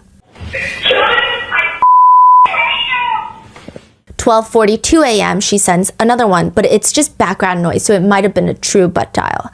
Then 1:02 a.m., a voicemail with more background noise. Then 1:11 a.m. Yeah, it's 1 in the morning. I'm with your fucking niece. So she had gone back to John's house because the niece is alone. The nephew is at a sleepover. John's niece is alone in the house. Yep. She says, yeah, it's 1 in the morning. I'm with your fucking niece and nephew. The nephew's not in the house. You fucking pervert. You're a fucking pervert. Yeah, it's 1 in the morning. I'm with your niece and nephew. You pervert. You're a pervert. Then at 1:18 a.m., she leaves another voicemail. John, I'm going home. I cannot babysit your niece. I need to go home. You are fucking using me right now. You're fucking another girl while you're sleeping next to me. You're a fucking loser. F yourself. You are using me right now. You're another girl. Kim's sleeping next to me. You're a loser. Yourself. John's family, friends, every other party goer, they believe, and the Commonwealth of Massachusetts, they believe that Karen was pissed that night when she dropped John off at that residence, and because she was enraged, she backed into him full speed in a giant 6,000-pound SUV, drove off angry, leaving him these voicemails. They believe that is the motive for the murder, to which netizens are divided. Some say, yeah, that is the motive for the murder. Others say, it doesn't really make sense. The last thing someone is going to do is knowingly hit someone and then call them to leave angry voicemails to point themselves as an angry suspect who might have hit someone. Another person agrees, saying, if it had been a fake voicemail, it would sound like, hi, it's me, it's 1 a.m., wondering where you are. I'm so worried, love you, call me. Yeah. Not, who are you f***ing right now, you pervert? Yeah. That's what netizens are saying. That almost definitely removes the planning part. Yeah, it just doesn't make sense that she would leave those voicemails afterwards. Yeah, no. And there are lots of theories of why she left those voicemails. I mean, surface theory is that she was mad because this is the same street that some of these women live on, but there's actually a weirder theory that we're going to go in part 2. Now, Karen's version of that night, she is adamant. She says, quote, I did not kill John O'Keefe. I've never harmed a hair on John O'Keefe's head. She says, the narrative became that I became enraged and decided to nail him in the snow. She says it's basically ridiculous. Karen says, we get to the house. It didn't look like it was busting at the seams with people. So she's saying after Waterfall Bar, they get to 34 Fairview. They've never been to this house. John's never been to this house. And it looks like it's dead inside. So she's like, hello, is this the right house? And are we welcome? Like, are you sure we were invited at the bar? Because maybe Karen's like, these two people didn't invite us. So are you sure we're welcome here? Like, I don't want to walk into, and like my stomach hurts. I don't really want to go. And so she says, I'm still on the street. She's parked on the street. She's like, John, can you just run in there? And like, can you just make sure we're welcome and make sure it's the right house? And like, this is somewhere we want to be. He said, yeah, I'll be right back. He got out of the car. I see him go to the door and start to cross the threshold. And I looked at my phone, and in a matter of seconds, I look up and he's not there anymore. So she's indicating he went into the house. And then I wait for him to reemerge, which I assumed was going to be in moments, or that he'd yell from me from the front door, like, it's good, come on in. But he didn't come back. And it started to piss me off because 1, I really didn't want to be there. And 2, I had to go to the bathroom. So she has medical conditions that require her to use the restroom at certain times. She's like, so I leave. She says she's slow rolling it. He's still not coming out. And yeah, she leaves those voicemails in a fit of rage because it's like, the way she's explaining it is she felt used. Like, he called her to the first bar, kind of should be like a DD, like designated driver, maybe help take care of the kid. Like, she said it was just annoying. They had fought that morning, and the reason that they fought, people make it seem very ominous and suspicious. It's because Karen had taken her niece to Dunkin' Donuts for breakfast. And John was very upset that she gets to be the good parent, and he always has to be the bad parent. He's like the disciplinarian, but it's not even her kids. So I think that she felt very unfair by this whole fight. And then now she's called out to the bar. She's just like driving him from bar to bar and now to this house. And he's not even courteous enough to like come out immediately and let her know that, hey, you can come in, like, we're gonna stay. Or maybe she's upset that he didn't ask her. I don't know, okay? But she's just upset, and she leaves these very angry voicemails. And she says she goes to John's house because the niece can't be there alone. And she's getting more mad because now she's like a babysitter. And maybe she did think that he's going to Bella's mom's house. And so she's mad, she's leaving these voicemails, she falls asleep on the couch waiting for him to come home, and presumably, I imagine if he walked through that front door, she would have like exploded and had another fight. I'm not gonna say that their relationship was not toxic. It seemed toxic, but at no point did anyone report any violence or anything that was abnormally toxic. I don't even know if toxic is the right word. I think they had their sensitive spots for fights. Some people think that Karen is just a crazy girlfriend, but she's not a killer. So people have varying degrees of how they feel about Karen. She says she falls asleep, wakes up, he's not home, and she starts, quote, I was worried that he might have gotten hit by a plow. That was my first thought. It's the only explanation I could think of for why John just disappeared into thin air. And she says that she remembers dropping John off at the house, but if Jennifer McCabe is telling her that he never went in the house, then he's got to be somewhere else. She says... Wait, so she called at 1:18, right? Yes. Left that angry voicemail, and then she went to sleep. She fell asleep somewhere around that time. Okay. And then she continues calling after she wakes up. You say she called him 54 times. Yeah, so she calls him, leaves these voicemails, calls, falls asleep, wakes up, he's nowhere to be found, so she's blowing up his phone. Again. Yeah, and now these voicemails there's not many voicemails. I think there's one where she's like, John, but it sounds like she's genuinely searching for him. Karen is freaking out. She's thinking snowplow. The next thought she's thinking, maybe he tried to walk back to the bars because he was so drunk and try to meet up with new friends. I don't know. And so then she's like, no, that doesn't make sense. And then she's like, well, I saw him go near the front door. Maybe I dropped him off at the wrong house and the homeowners thought it was like an intruder or something happened. And she just starts freaking out. Eventually, she calls Jen to get it together. She calls Carrie, and they're going to go on this search. They search John's house. They drive the streets near the bars. Then they go back to 34 Fairview, where Karen allegedly, suspiciously, according to Carrie and Jen, find John's body where no one else can see him in the snow. Which I will say, I don't know if her being able to spot John's body on the lawn is the strangest thing to me. Because personally, I feel like when I am adamant on looking for something, I'm a little more keen to that than maybe other people are. I don't know, because I think it's very subjective. Like, some people just cannot find Where's Waldo. Like, some people cannot find even a jar of pickles in the fridge, right? It's kind of subjective. Yeah. And we don't really have the exact evidence to say, oh, he was completely covered in snow in pitch black darkness. Mm-hmm. And if you're looking out the window and you know this is the last place you saw him, you might be more attentive to details. I don't know. Yeah. It's hard and to say. Snow is a lot brighter than you think, though. Yeah, because the light radiates off so the white. snow. Yeah, that's why when you go snowboarding, you got to wear those really thick sunglasses. So perhaps there's some street light or even the car light, and he's wearing darker clothing.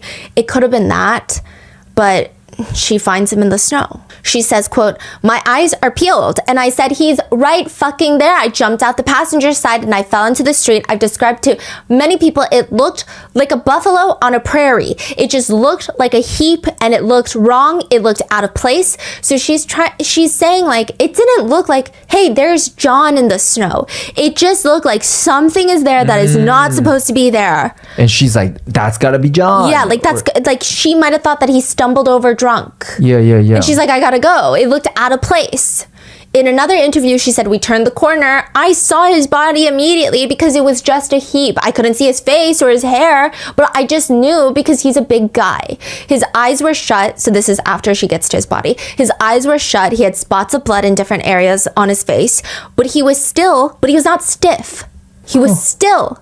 It was cold. I felt cold, but I didn't feel dangerously cold, and it was just an odd feeling.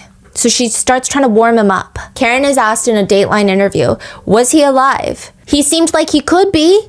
I'm only out there for a minute or two, and then Carrie runs over, and then Carrie and I take turns between mouth-to-mouth resuscitation and chest compressions. Karen says she left those voicemails because she knew that John had dated another woman that lived a few houses down, so maybe he was going to go meet with her or something. And she says, I thought he's got to be screwing around. I didn't know that he was physically incapacitated. Karen is asked, is it possible that you might have hit him unwittingly in your admittedly very large SUV? She drives an Lexus SUV. It's huge. No, not possible. Did I hit him? How could that have been? I mean, you dropped him off at the house. I don't know what else could have been. It's very interesting because even that Dateline interview will be used against her in her second trial. This is a very interesting trial, the second one, of Karen Read, where they use a lot of her media interviews as evidence against her. Was the interview taken after the first trial or before first trial? There's a lot that's taken after the first trial. Now, trial 1 starts, and Karen's Reed case is one of the more divisive ones in the entire state. People are coming into the trial with their minds made up already. Some people are firmly on the prosecution side, including every other person at the Fairview residence the night of John's death, John's family and friends. They all believe Karen is a killer, without a shadow of doubt. Others firmly believe that Karen is innocent, and nothing about this case makes sense because Karen has been framed. Which, why and how can the Commonwealth look at all the suspicious people involved, the ever-changing stories, the weird butt dials, the Google searches, and only think that Karen Reed is guilty? Who are they protecting? That's what the netizens want to know. And the trickier thing about this trial is that this courtroom itself is extremely claustrophobic. This looks nothing like a regular courtroom. Most courtrooms have the way I've described it for even like the federal courthouse. You've got the front where you've got the judge, the attorneys, the defendant, you've got the jurors that are all gathered, and then the witness stand is there. And then you have everybody in the back just facing their backs. You know, you've got the family and friends pews, the public and press pews, but this courtroom is kind of like an amphitheater setup, but on a tiny scale. You've got all the attorneys in the center, and then everyone is sitting on the sides around them, facing them. So to give you an idea, it's like those gladiator fights where everyone sits around the center stage. It's kind of like that, but even smaller. So everyone's within arm's reach. The jury, the gallery, it's like a fishbowl. For example, John O'Keefe's family are staring directly at Karen Reed's side profile the entire trial. They're like two people away. That's crazy. Yeah. It's just like a strange wedding dinner party arrangement. It looks very uncomfortable, and the seating is so tight that 2 of the jurors can't even see the witnesses' faces when they're testifying. But they can see Karen Reed's face, and everyone's got lots of opinions about it. Some say she looks way too smug. I mean, that she must have killed her boyfriend. Others are saying she never looks sad that her boyfriend is dead. Or people are commenting that she's wearing too sharp of suits, that all she cares about is how she's perceived on television because it's being live streamed. Some people are commenting, only Karen Reed. I mean, she looks great in her suits, but only she could have done this. She's guilty. Is this like the first trial sentiment? Yeah. Initially, members of John's family thought if she did this, she's going to be held responsible for it. And at that point, we didn't think that it was necessarily on purpose. We just know that something happened, she hit him, and she left. But it would get really crazy. The judge presiding over this case, which you guys know for the Sean Combs Diddy trial, it was Judge Arun Subramaniam, which we called affectionately Father Arun because he was very nice and fair to both sides. He was just a very fair judge. He was like a dad presence in the courtroom. This judge, Judge Beverly, everyone calls her Auntie Bev. It's not an endearing nickname. That's just kind of the nickname that's been assigned to her, not by us, but by netizens. And we will get into that in the next few parts. Wow. Auntie Bev is so the netizens judge. do not like her. If you don't like Karen Reed, you like Auntie Bev. Oh, okay. I would say that 90% of people don't like Auntie Bev. Okay. Yeah. And both trial... Auntie Bev. Wow, okay. A lot of the defense did not want Auntie Bev to be the judge for this case, but she did not care. She said, I'm staying no matter what. Adam Lally is the lead prosecutor for the first trial. They'll bring in another prosecutor for the second trial, and they'll pay him a lot more money. So the first trial, it's Adam Lally. The second trial, they bring in a new guy, Hank, and they pay Hank $500,000. Dang. The government does. I guess the taxpayers. But Adam didn't get $500,000? No, Adam gets paid like maybe $90,000 to $100,000 a year. He's a special prosecutor. Yeah. Wow. So Adam Lally is the lead prosecutor in this case, and his opening statements, I can see why maybe they brought in a special prosecutor for this. This opening statement has largely been regarded online as one of the worst opening statements in the history of justice, which I use the word justice with a giant question mark in regards to this case, but I digress. Obviously, it cannot be the worst opening statement in history, but it's very bad. They were given an allotted 45-minute opening statement, which is very difficult. Okay, very difficult. The opening statements for the Diddy trial were hours each. They get 45 minutes. That's a lot of information that they have to put in to 45 minutes. This man, he lists 74 separate names. These are not names he says repeatedly, but 74 separate people are listed. Even for this episode, guys, I have tried so very hard to keep down the list of names until you're very familiar with these group of people so that not to over confuse you. The total name count is going to be a lot more because he's repeatedly said Karen's name, I don't know how many times, but 74 separate names are mentioned. Introducing 74 separate people in a 45-minute opening statement sounded more like a graduation ceremony list of reading off people's names one by one. He's not telling the jurors everyone that was in the house the night in question. He's telling everyone, every single law enforcement officer involved, who's doing the paperwork, the bartenders at the bar. It's like a town census. There's no narrative element to even tell me what happened. If the jurors were picked correctly, they should have no clue what's going on in this case. This opening statement would have only made them more confused. We extensively researched this case, and his opening statement still to this day confuses me. It makes me feel like I don't know anything about this case. He starts, John O'Keefe grew up in Braintree. He was 46 years old when he passed. He was the son of John O'Keefe Jr. and Margaret, or Peggy O'Keefe. He was a brother to Paul O'Keefe and his sister Kristen Furbrush. You'll hear the testimony from these firefighters, Timothy Nuttall, Anthony Formati, Matthew Kelly, Francis Walsh, Katie McLaughlin, and Greg Woodman. You'll hear from Rebecca Traers, who was working as a bartender. You'll hear from a couple named Nicholas and Karina, a friend of Mr. O'Keefe's named Laura Sullivan, as well as from her sister, Miss Mary Edison, as well as two firefighters named Daniel Whitley and Jason Becker. Damn. Okay. I will say the emotional part was the fact that John's niece was 14 when he passed away and his nephew was 11, and this would be the third guardian that they lose in the span of a few years because their mother passed, their father passed, and then John took them in, and then John passed. Yeah, yeah. And So- where are they now? I believe Paul O'Keefe has taken them in. The dad? No, the brother. The other brother. Okay. Lally is talking, and you do see John's mom in the back sobbing, and it is pretty depressing because, like I said, her daughter passed away, then her son-in-law, and now her son, and she's got these two grandkids, and I doubt that she even has time to really focus on her emotions. So that part is a lot, but everything else, this opening statement, I just need you to know it was very bad. One of the top comments on the live stream is just, he sounds like he's very bored to be here. He's got like 50 pages left. How is this all in 2 pages? Someone says, if I ever get prosecuted for a crime, I sure hope this is my prosecutor. Others are not even focused on Lally. They say John's parents were sitting right there and Karen looks cool as a cucumber. And everyone is just holding their breath for the defense team's opening statements. And Karen Reed has a very interesting defense team. First, she has David Yannetti, the attorney that we've been talking about, a local attorney. Yannetti was chosen because Karen's dad is a devout Catholic. He likes to go based off of his gut. And he said that he Googled criminal defense attorneys in the area, saw pictures, and said, this one looks like an honest man.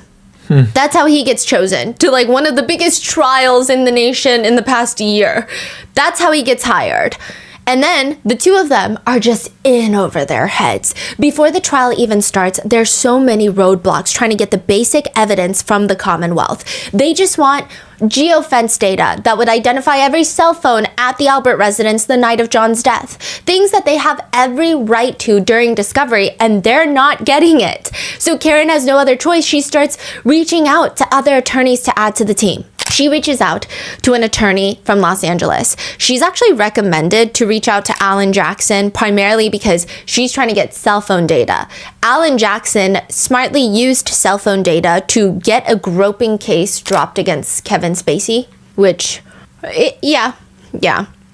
He was also co-counsel for Harvey Weinstein, so there is that. I feel like there is not a person that this man has not represented, including a Saudi prince, an NBA player, a Venice Beach hotel owner that was falsely accused of murder. Now, prior to being a criminal defense attorney, he was also the deputy DA for LA County. Wow. So he's kind of a big shot? Yeah, major prosecutor. His peers have said that at one point during his time at the LA County's DA's office, he was one of the most well-respected prosecutors in the entire nation. Not even just well-respected, he had a 97% conviction rate over 85 jury trials. And he's not a Fed, like that's LA County. Right, and it established him as one of the most successful prosecutors in the nation. He was assistant head of the Major Crimes Division in Los Angeles. He's used to high-profile cases. He gets hundreds of requests monthly for representation, which, if it's a numbers game, he's turning down most of the requests that he's getting every single month. So how does he decide which cases to take on? I'm so sorry. This is still first trial, right? Okay. These three, Elizabeth Little works with Alan Jackson, so she's going to take the case with him. These three are present for the first and second trial. And I'm going to mix like first and second trial together here and there because a lot of the same people testify. Yeah. So it's not as pertinent. I mean, we're going to see the first trial and the second trial through, and you'll know exactly what happened. But a lot of the statements are going to be combined and stuff. Yeah. I'm just getting you familiar with the attorneys. Now, these three are there for all three trials. He gets an email one day in Los Angeles, and that email subject line just reads, "Murder of a Boston cop." He clicks it. It's from a woman named Karen. Little snippets read, "I am fighting for my life." At this point, this is when he finds out, I mean, at this point, everyone already knew, but John O'Keefe is a Boston police officer. Now, he finds out Karen is accused of murdering her boyfriend, who happens to be a Boston cop. Karen's telling him, "I'm fighting for my life against a blue wall, and therefore I'm marshaling whatever resources and advices that I can find." She includes autopsy photos of John O'Keefe inside the email, and when Alan Jackson clicks on them, he says, "It just didn't smell right. I knew pretty quickly some other forces are at play here," to point the finger at her, and it's because those forces want to point the finger away from somebody else. He's saying none of those autopsy photos look like someone who has been hit by a car. The fact that anyone, especially a prosecutor, would even suggest that it was done damage from being hit by a car is fishy. Alan Jackson looks into the case, and ultimately he decides John O'Keefe was murdered. No question. He died at the hands of another person that was not Karen Reed. He says there are people in that house that are actually responsible for his death and who murdered him, and that is how he decides to take on the case. He's going to travel from Los Angeles to Boston, and he's going to fight for Karen Reed. Just to give you an idea, Alan Jackson is an incredibly strong character. I would say that he has the assertiveness of, I don't really know who to, maybe like assertiveness of Brian Steele, but maybe without the Southern charm and like lay on the sweetness. He's very charismatic, but he is an aggressive attorney. Like he goes after what he wants. I have 2 words. Do it. Do it. I'd love that. I'd love a shot at that. Okay, so I said let's take personal. That's not an invective. That's not a personal shot at Mr. Brennan. I'm just saying, do it. He's not trying to play nice all the time, which is why when he comes to Boston to take on this case, a lot of people feel like he's going to step on a lot of toes. He's this big hotshot attorney from Los Angeles representing Karen Reed. Before the first trial, most people did not like Karen Reed. It's not going to go well. And he's known to go into every case guns a-blazing. And so he's asked about it. And he says, I don't know how to tread lightly. I tread towards the truth, period. And if that ruffles feathers, so be it. If that pisses people off, get over it. Okay. So very different from the prosecutor's opening statement. The defense, they actually get David Yannetti up on the podium, which is pretty calculated. They're not going to let the fancy big shot LA attorney do it. They're going to let the local handle this case.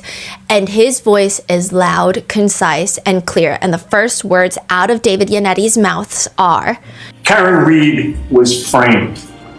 Her car never struck John O'Keefe. She did not cause his death. And that means that somebody else did.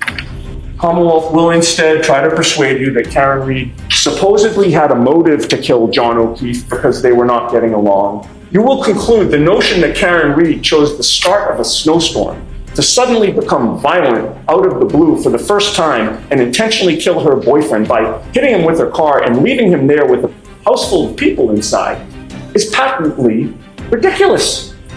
You will also learn that what's not ridiculous is that someone, not Karen Reed, ambushed John O'Keefe. Somebody probably didn't mean to kill him, but somebody went too far. Nothing can really beat the defense team's confidence in the opening statements. To say that your client was framed is a very bold statement to say in front of jurors. If you're going to say that, they're expecting you to back it up with a lot of evidence, with a lot of facts. And so for them to say that, it must mean something. Alan Jackson later says, I've never been more confident in anything I've ever said in a legal proceeding in my life. Karen Reed did not do this. There was no collision. She's the victim of a botched and biased and corrupt investigation that was never about the truth. Some netizens don't agree. They write, Karen admitted to hitting him and then changed her story after obtaining big shot attorneys. Others say, while the prosecution was boring, he was full of facts. This guy, he's more interesting, but it's all emotion, no facts. Others point out how Karen looks so smug, and it's so clear that she's excited to get away with this. But others disagree. They say it's natural for Karen to come across mad and bitter. I mean, she was set up. Do you want her to be remorseful as she's being framed? Like, let's make it make sense. But the biggest problem is there are testimonies that Karen says at the scene of the crime, I hit him, I hit him, I hit him. So how do you go from I confessed to never mind, I was framed? One of the firefighters at the scene, Timothy Nettle. So Timothy, he's not on the board, but he's important. He's a paramedic. He gets called out to John's body. He says Karen was the most frantic of the entire group, just running back and forth, trying to press on John's chest, trying to wake him up, trying to talk to him to no avail. And he says, Timothy says, as he's trying to get information out of Karen, like, do you have any information on who this is? How did they get here? Do they have any medication allergies? He says he gets no information out of her except, quote, I hit him, I hit him, I hit him. How clearly do you remember her words saying to you, I hit him, I hit him, I hit him? I remember it very distinctly. Timothy says he's trying to understand more of that, and he testifies that he's asking Karen all these follow-up questions. Like, what do you mean you hit him? Like, did you hit him with your hand? Did you kick him? What happened? What do you mean you hit him? Did you just confess to murder? What do you mean? She just keeps repeating, I hit him, I hit him, I hit him. Timothy says he recalls those words coming out of Karen's mouth so distinctly. Another lead firefighter says he recalls Karen saying the same thing, but he's the lead paramedic on site, so he's got to work on John. So he tasks another person on his team on trying to get as much information out of Karen as possible. Katie McLaughlin, a firefighter. She needs to get information from Karen Reed. Basic information. Who is this man? What is his date of birth? What's his name? How did he get here in the snow? Does he have medical problems? She needs to ask these and get the answers. Katie says at first Karen is responding. She's cooperating. She's very distraught, but she's cooperating. She says, quote, she was kind of moving around the scene a little bit, so I was just kind of following her. And then we came to a stop at one point and I continued to ask, or I asked one more question. Katie says the last question she asks Karen is, has there been any significant trauma that happened before this? Katie testified that Karen says, I hit him. Quote, she repeated it. There was another woman standing across from her, Jen, who I believe at that point said, you're hysterical. You need to calm down. You're hysterical. But Karen continued to say, I hit him. And there was a police officer who was also in the vicinity with us. And he responded, you what? She replied it one more time, I hit him. And that officer signaled to somebody like, we got to get the sergeant out here, which would be Sergeant Sean Good. Now, by this point, it's a cut and dry case. She drove probably when she shouldn't have. She was drunk. He's found dead in the snow, the last place that they both were, and now she's saying she hit him. So you're saying 3 people at the scene. One paramedic, one firefighter, and then another, what, sir? Firefighter, paramedic. So they're all firefighter paramedics. Okay, so far, 3 firefighter paramedics are saying that she said, quote, I hit him, I hit him, I hit him. Okay. Even during Jen McCabe's testimony, she said that she did indeed hear Karen say that. She declared it. Not once, but 3 times. I hit him, I hit him, I hit him. How is that not a confession? Additionally, Carrie remembers Karen pointing out her broken taillight in the driveway. Remember when they got to John's house?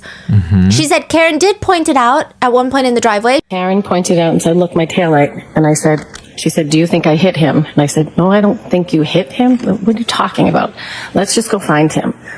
But the taillight itself, the piece was missing. And as you got closer, there's a metal sort of square, and one of the pieces was sort of sticking out. Even later, when they find John's body, Carrie says Karen was frantic, running around saying, did I hit him? Did I hit him? Is he dead? Is he dead?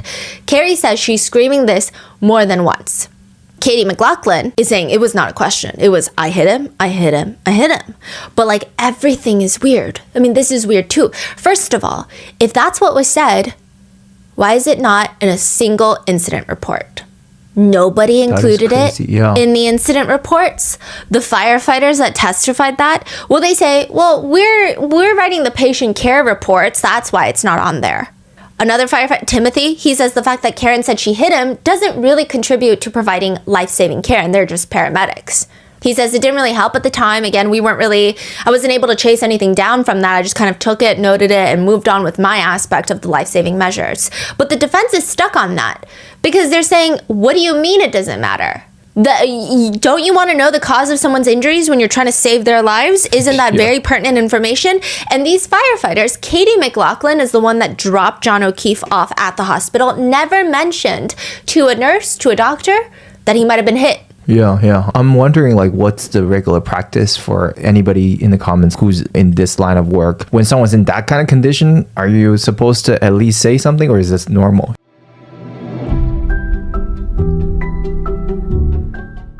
If you've shopped online, chances are that you've bought from a business powered by Shopify. You might recognize their purple Shop Pay button that makes everything just so much easier and safer whenever you're checking out. That's Shopify. When we opened up Grandpa Mango's art studio for the limited edition release of his artwork a few years back, Shopify was our lifesaver. You guys tag me or DM me all the time with your Mott's-inspired artwork, Rotten Mango stickers, or stickers of even the dogs, asking to send them to us for free. But honestly, I would love to show my support, and I'm sure so many of you guys would love each other's work too. If you have been thinking about opening your own online store, Shopify is the place to start.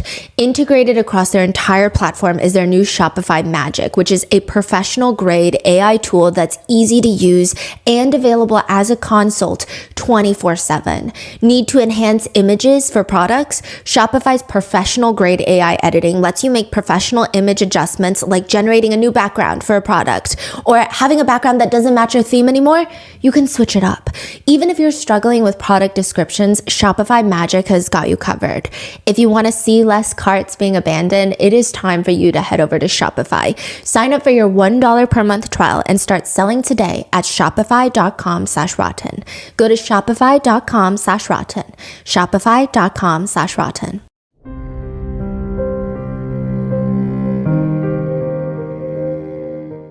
And what's even weirder is, okay, a lot of netizens are like, fine, maybe the paramedics have a point. However, Katie McLaughlin testified that one officer overheard and said, "You what?" Officers should be putting that in their reports. Yeah. Absolutely. But it's not.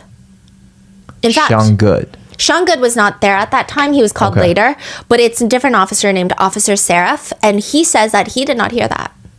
He did not hear, "I hit him, I hit him, I hit him." He says, "I didn't hear I hit him, I hit him." She was just very visibly upset. And she said, "This is all my fault. This is all my fault." And she was hysterical, asking, "Is he dead?" Which a lot of people are saying, well, that makes more sense in the sense of she left him when she shouldn't have. Maybe she felt like this was her fault. She's putting the guilt on her. It's very different from, "I hit him with my 6,000-pound SUV." Yeah. It's like a very different interpretation. And when all of these people are asked, if you heard this, why didn't you put it in your incident report?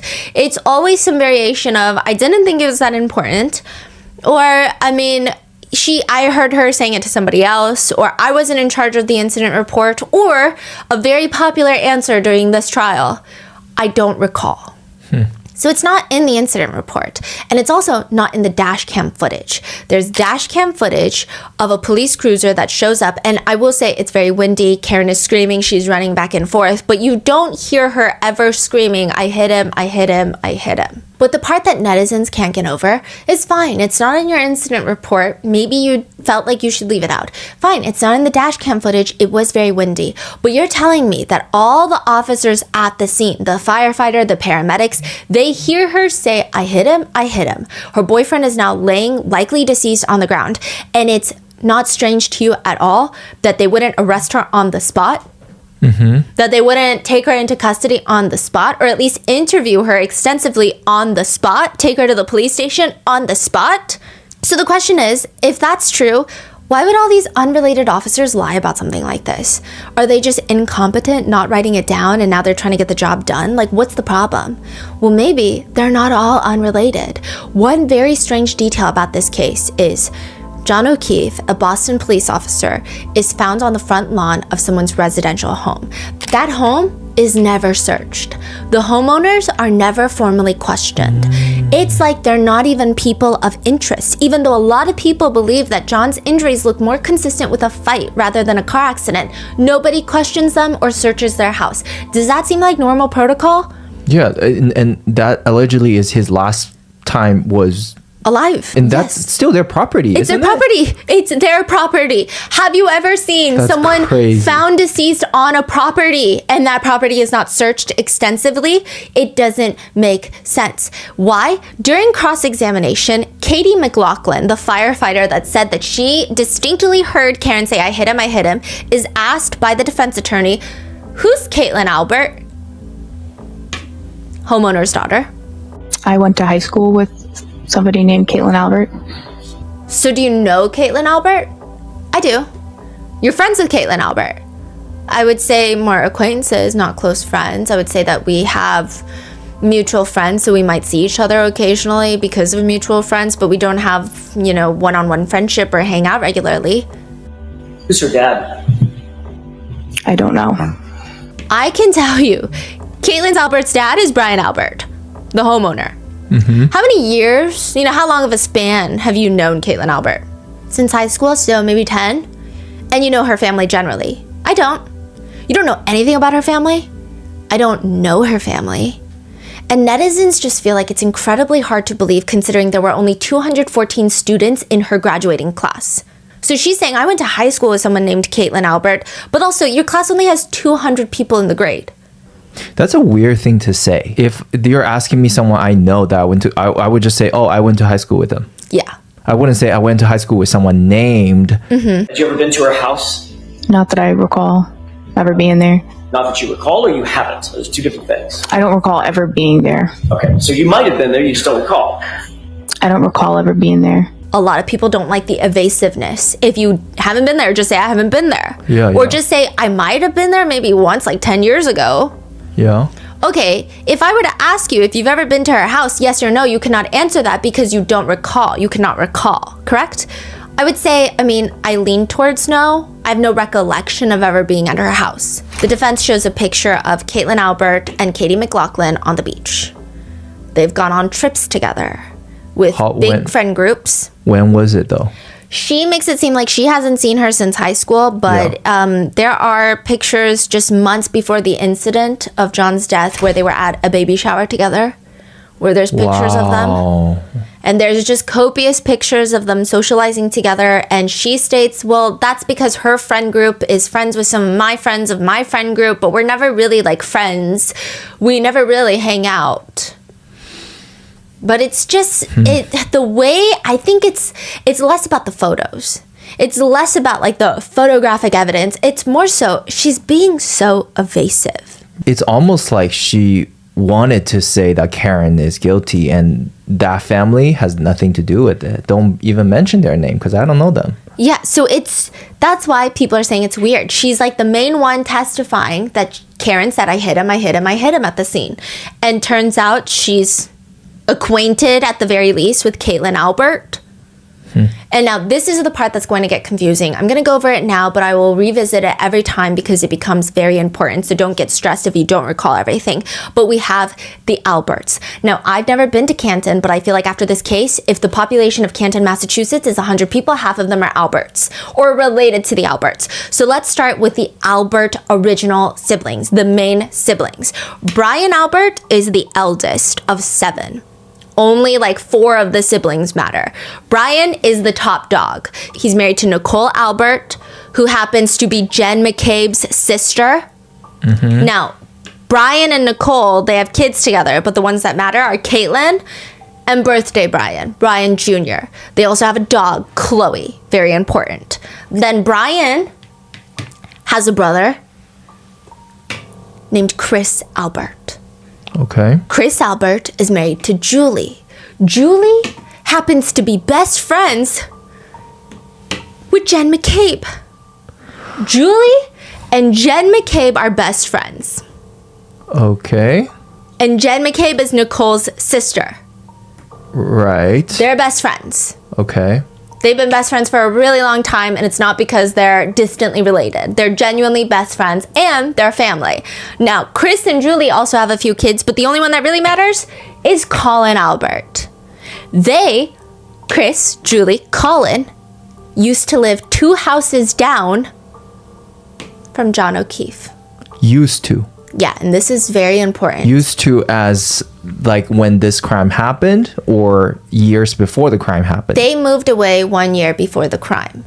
And this is very important later because Karen will later say the only person she's ever seen John have problems with, Colin Albert. Teenager neighbor leaving drunk beer bottles on John's property. I see. Then there are two other main Albert brothers we'll get into. Well, I'm so sorry. I'm so sorry. Was Colin Albert at the party? They find out that he was months after. In the initial reports, nobody lists him. Wow.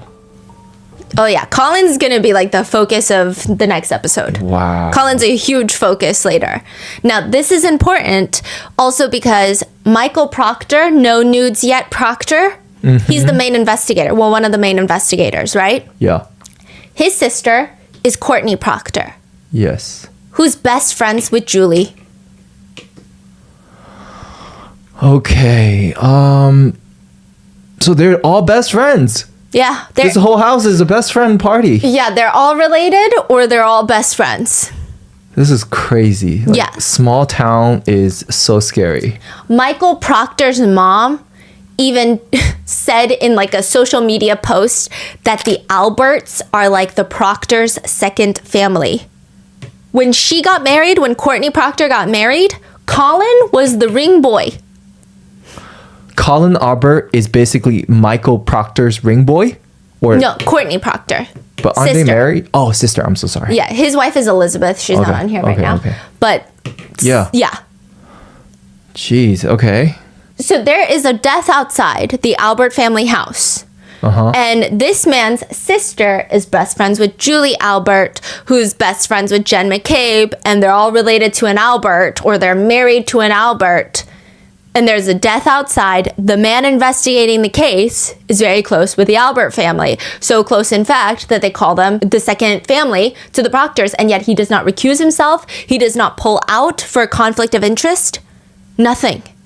In fact, his sister is so close with Julie Albert that during the initial investigation into John O'Keefe's death, they call each other nonstop. And Julie, will not recall what was discussed in any of those conversations. Courtney's brother is in charge of figuring out everything, what happened. Meanwhile, Julie Albert is like tapping that phone line nonstop. Yeah. Okay, That and is- I will say lead investigator is a little misleading. He does have a supervisor, Buchanek, that's going to be a huge part of the next episode, but Buchanek is also not a good person. But this guy, he's the one that is searching through Karen Reed's phone. Yeah. Yeah, so lead investigator, but like you get it. Now, Karen's attorney says, you'll learn that right from the jump, Michael Proctor predetermined the outcome of this case and never stepped foot inside the Albert home on January 29th, 2022. He never checked out if there were signs of a struggle inside the home. He never called crime scene technicians and other specialists to look for blood or other trace evidence within the home. He never asked Brian Albert for permission to go into the home and look around. Michael Proctor never applied for a search warrant to go in that house. Instead, he focused immediately and exclusively on Karen Reed, the outsider. No one in the Proctor family had ever called the Reed family their second family. No one in the Proctor family had been in a wedding party with anyone else from the Reed family. There are pictures of the Proctor family and the Albert family dating back to 2012. But these are not the only strange connections. Carrie Roberts lives on the same block as one of the paramedics that responds to the scene.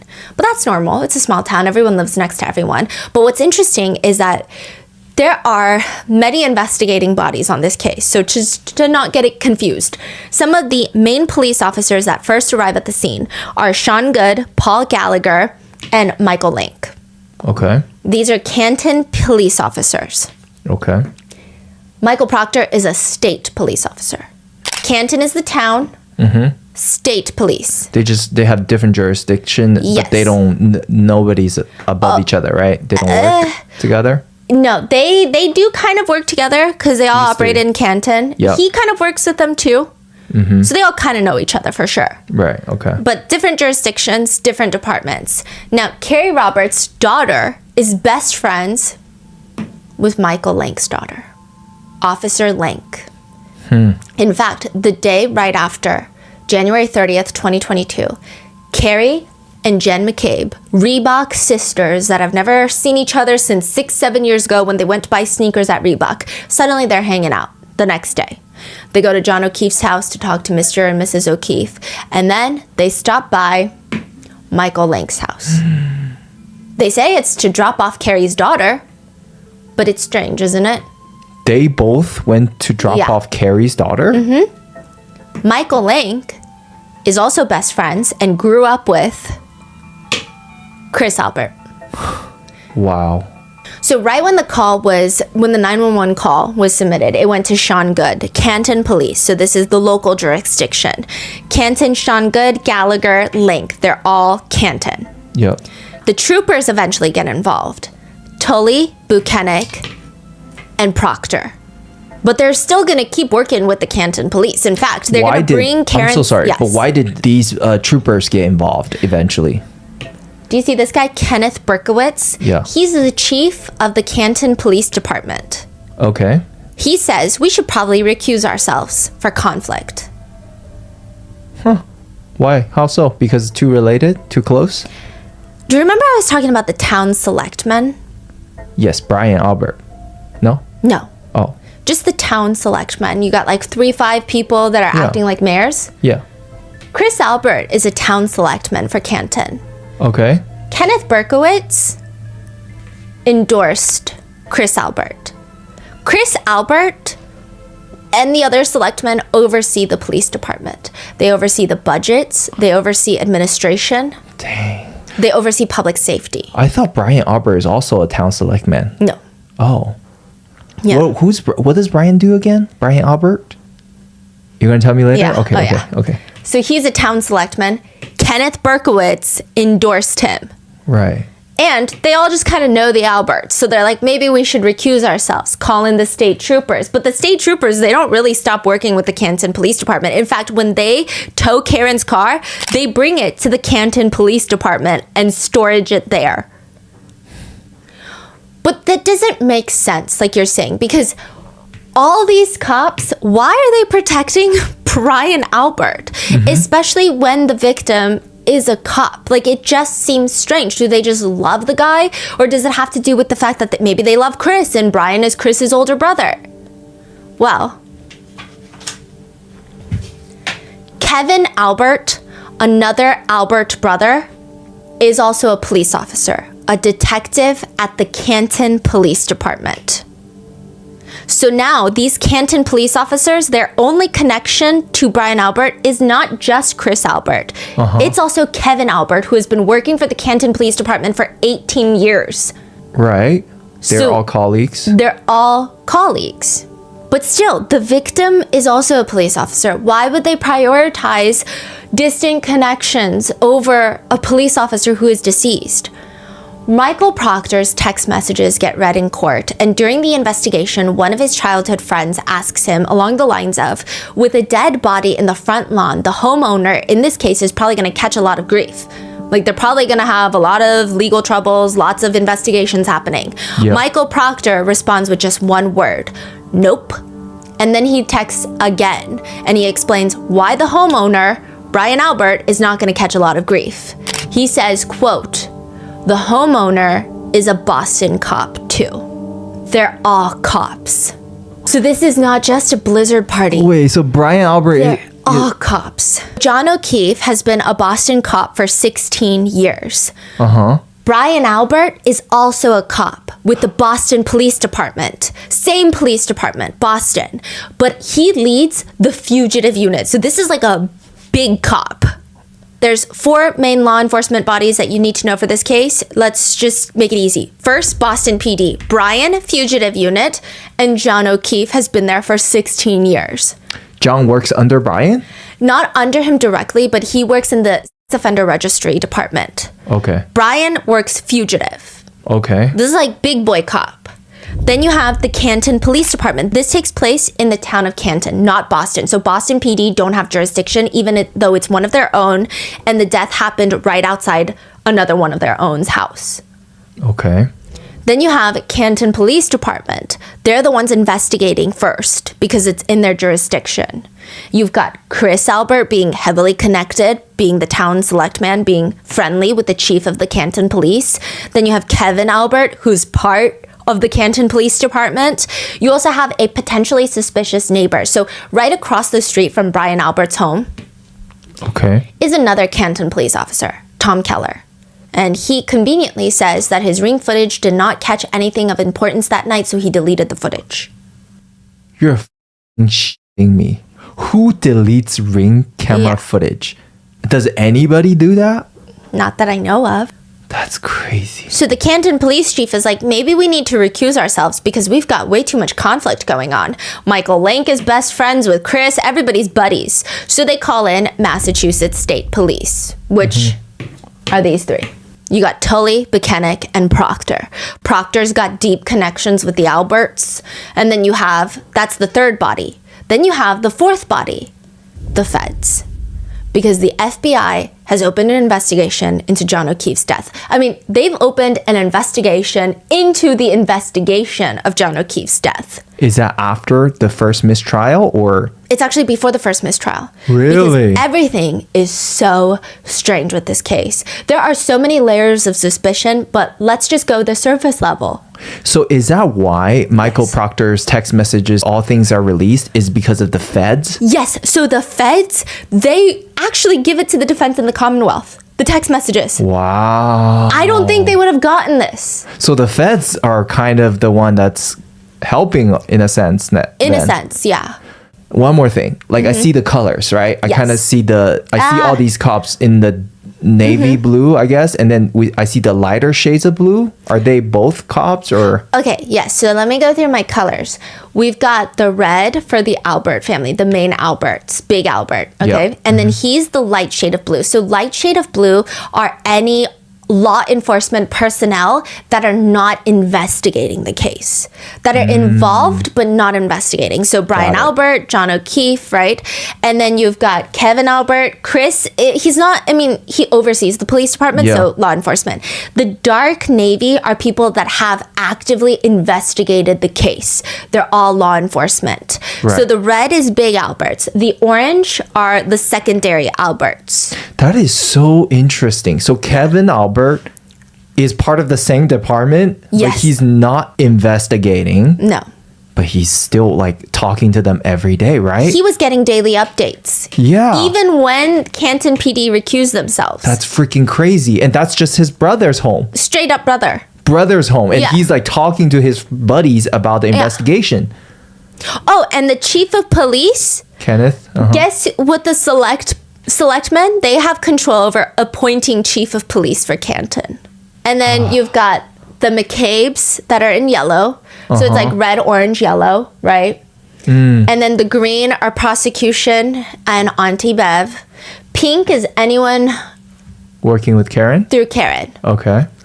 And then purple is anyone that's important just for the events, but not necessarily part of the Alberts or McCabe's.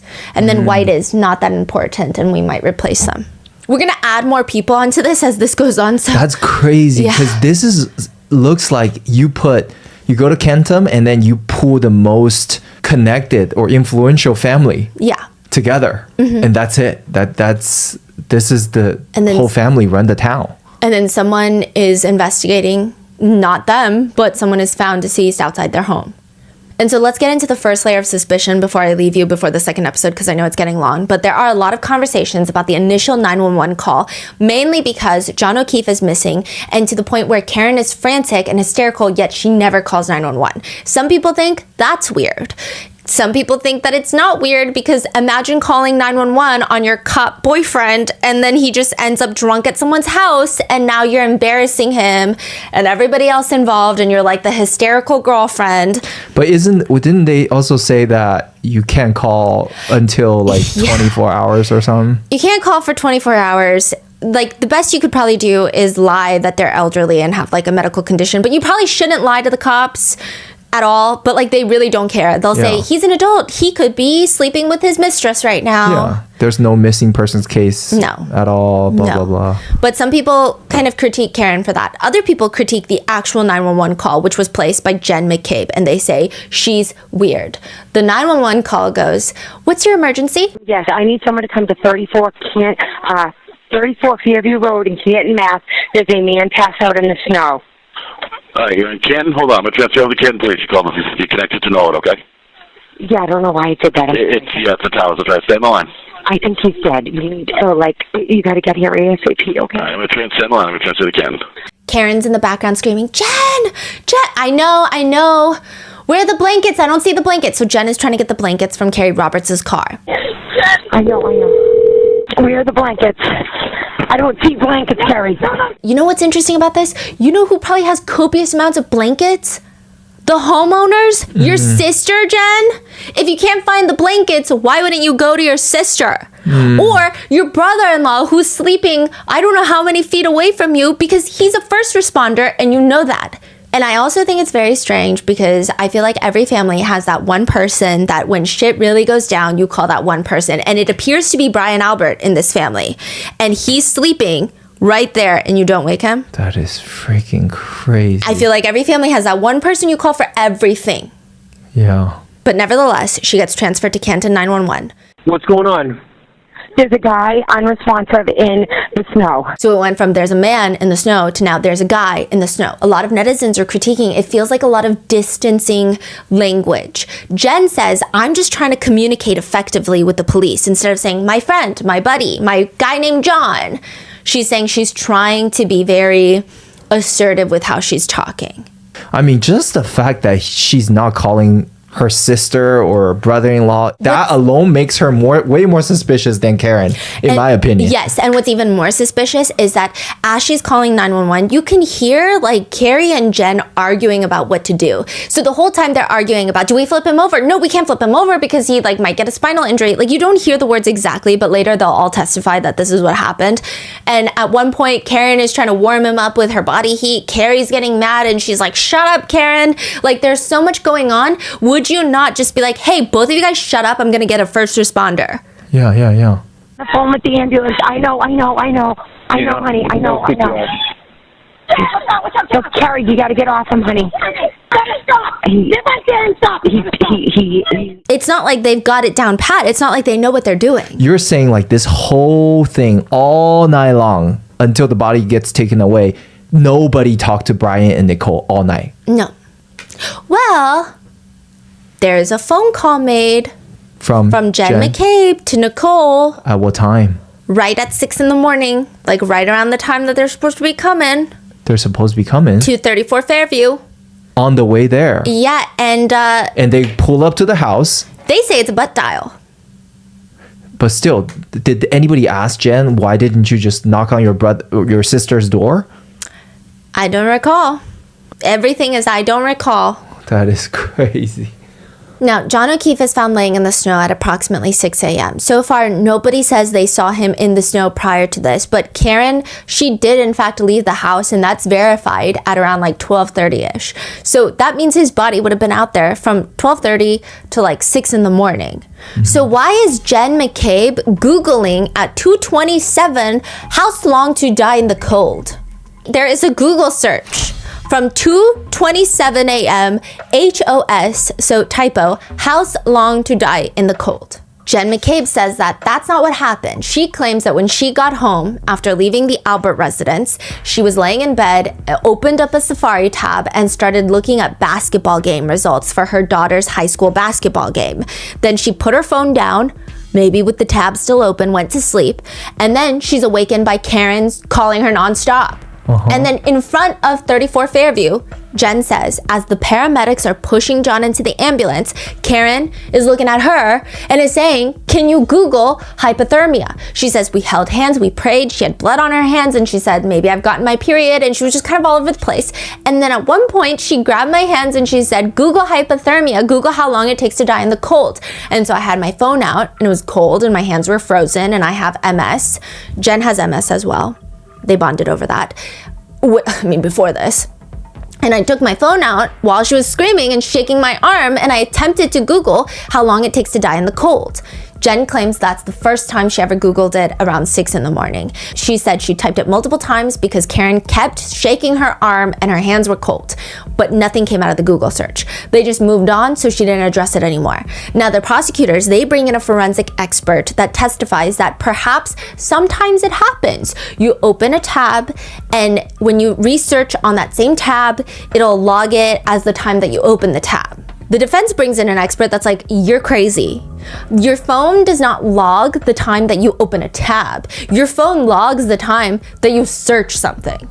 Your searches are logged. You don't log when a tab is open. That is crazy. That's like the most boomer explanation of how freaking Google history works. Okay, but what's crazy is that this entire trial I was thinking that the way that all of them full-heartedly just like try to sell this butt dial story. Yeah. I'm like, this is such boomer energy because you cannot tell anyone under a certain age, like my mom would believe it. My mom would be like, it does make sense that they would butt dial.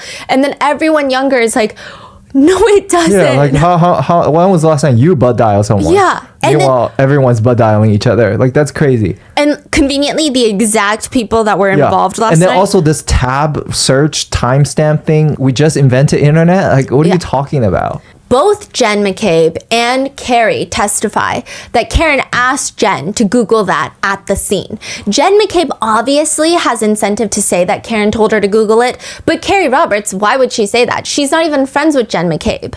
During Carrie Roberts' cross-examination, Alan Jackson is asking, have you ever said or testified that Miss Reed asked you to pray and that Miss Reed said to Jennifer McCabe to Google hypothermia? No. You never said that. I've never said that.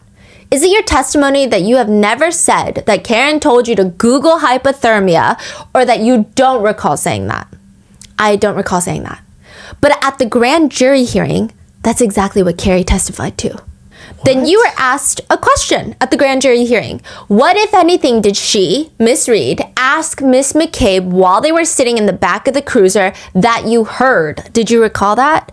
I did not hear the question about Google being asked. That's not my question. In response to that question at the grand jury hearing, you testified at one point she asked her to Google hypothermia, correct? I'm sorry? Yes. You'll agree that that's a very detailed and specific recount of an event. You recounted where you were in the back of a cruiser, and around that time, you thought they were lifting John up, scooped him up in the gurney. You're so detailed that you talked about where you were standing next to the cruiser at the open door, correct? Yes. What the others were doing, holding hands, praying? Yes. You'll agree, at least for that purpose, you painted a very, very detailed picture in front of the grand jury, didn't you? Yeah? Except it's not true, is it? I did not hear her ask that. I was told she asked that. The answer to my question, Miss Roberts, and it's not a trick question, what you told the grand jury was not true. You never heard her, my client, ask anyone to Google anything, did you? I did not. And yet, that's what you testified under oath, under penalty of perjury in front of the grand jury, didn't you? I did. And the reason that you did that, and the reason that you said that false statement, was because someone told you to say it, correct? Nobody told me to say it. I knew it happened at that time, which is why I said it. How did you know that it happened, Miss Roberts, if no one told you it happened? Because we wrote a timeline. We already spoke about that. Jennifer McCabe helped influence your testimony. You testified to the grand jurors to that statement that you've never heard, correct? Yes.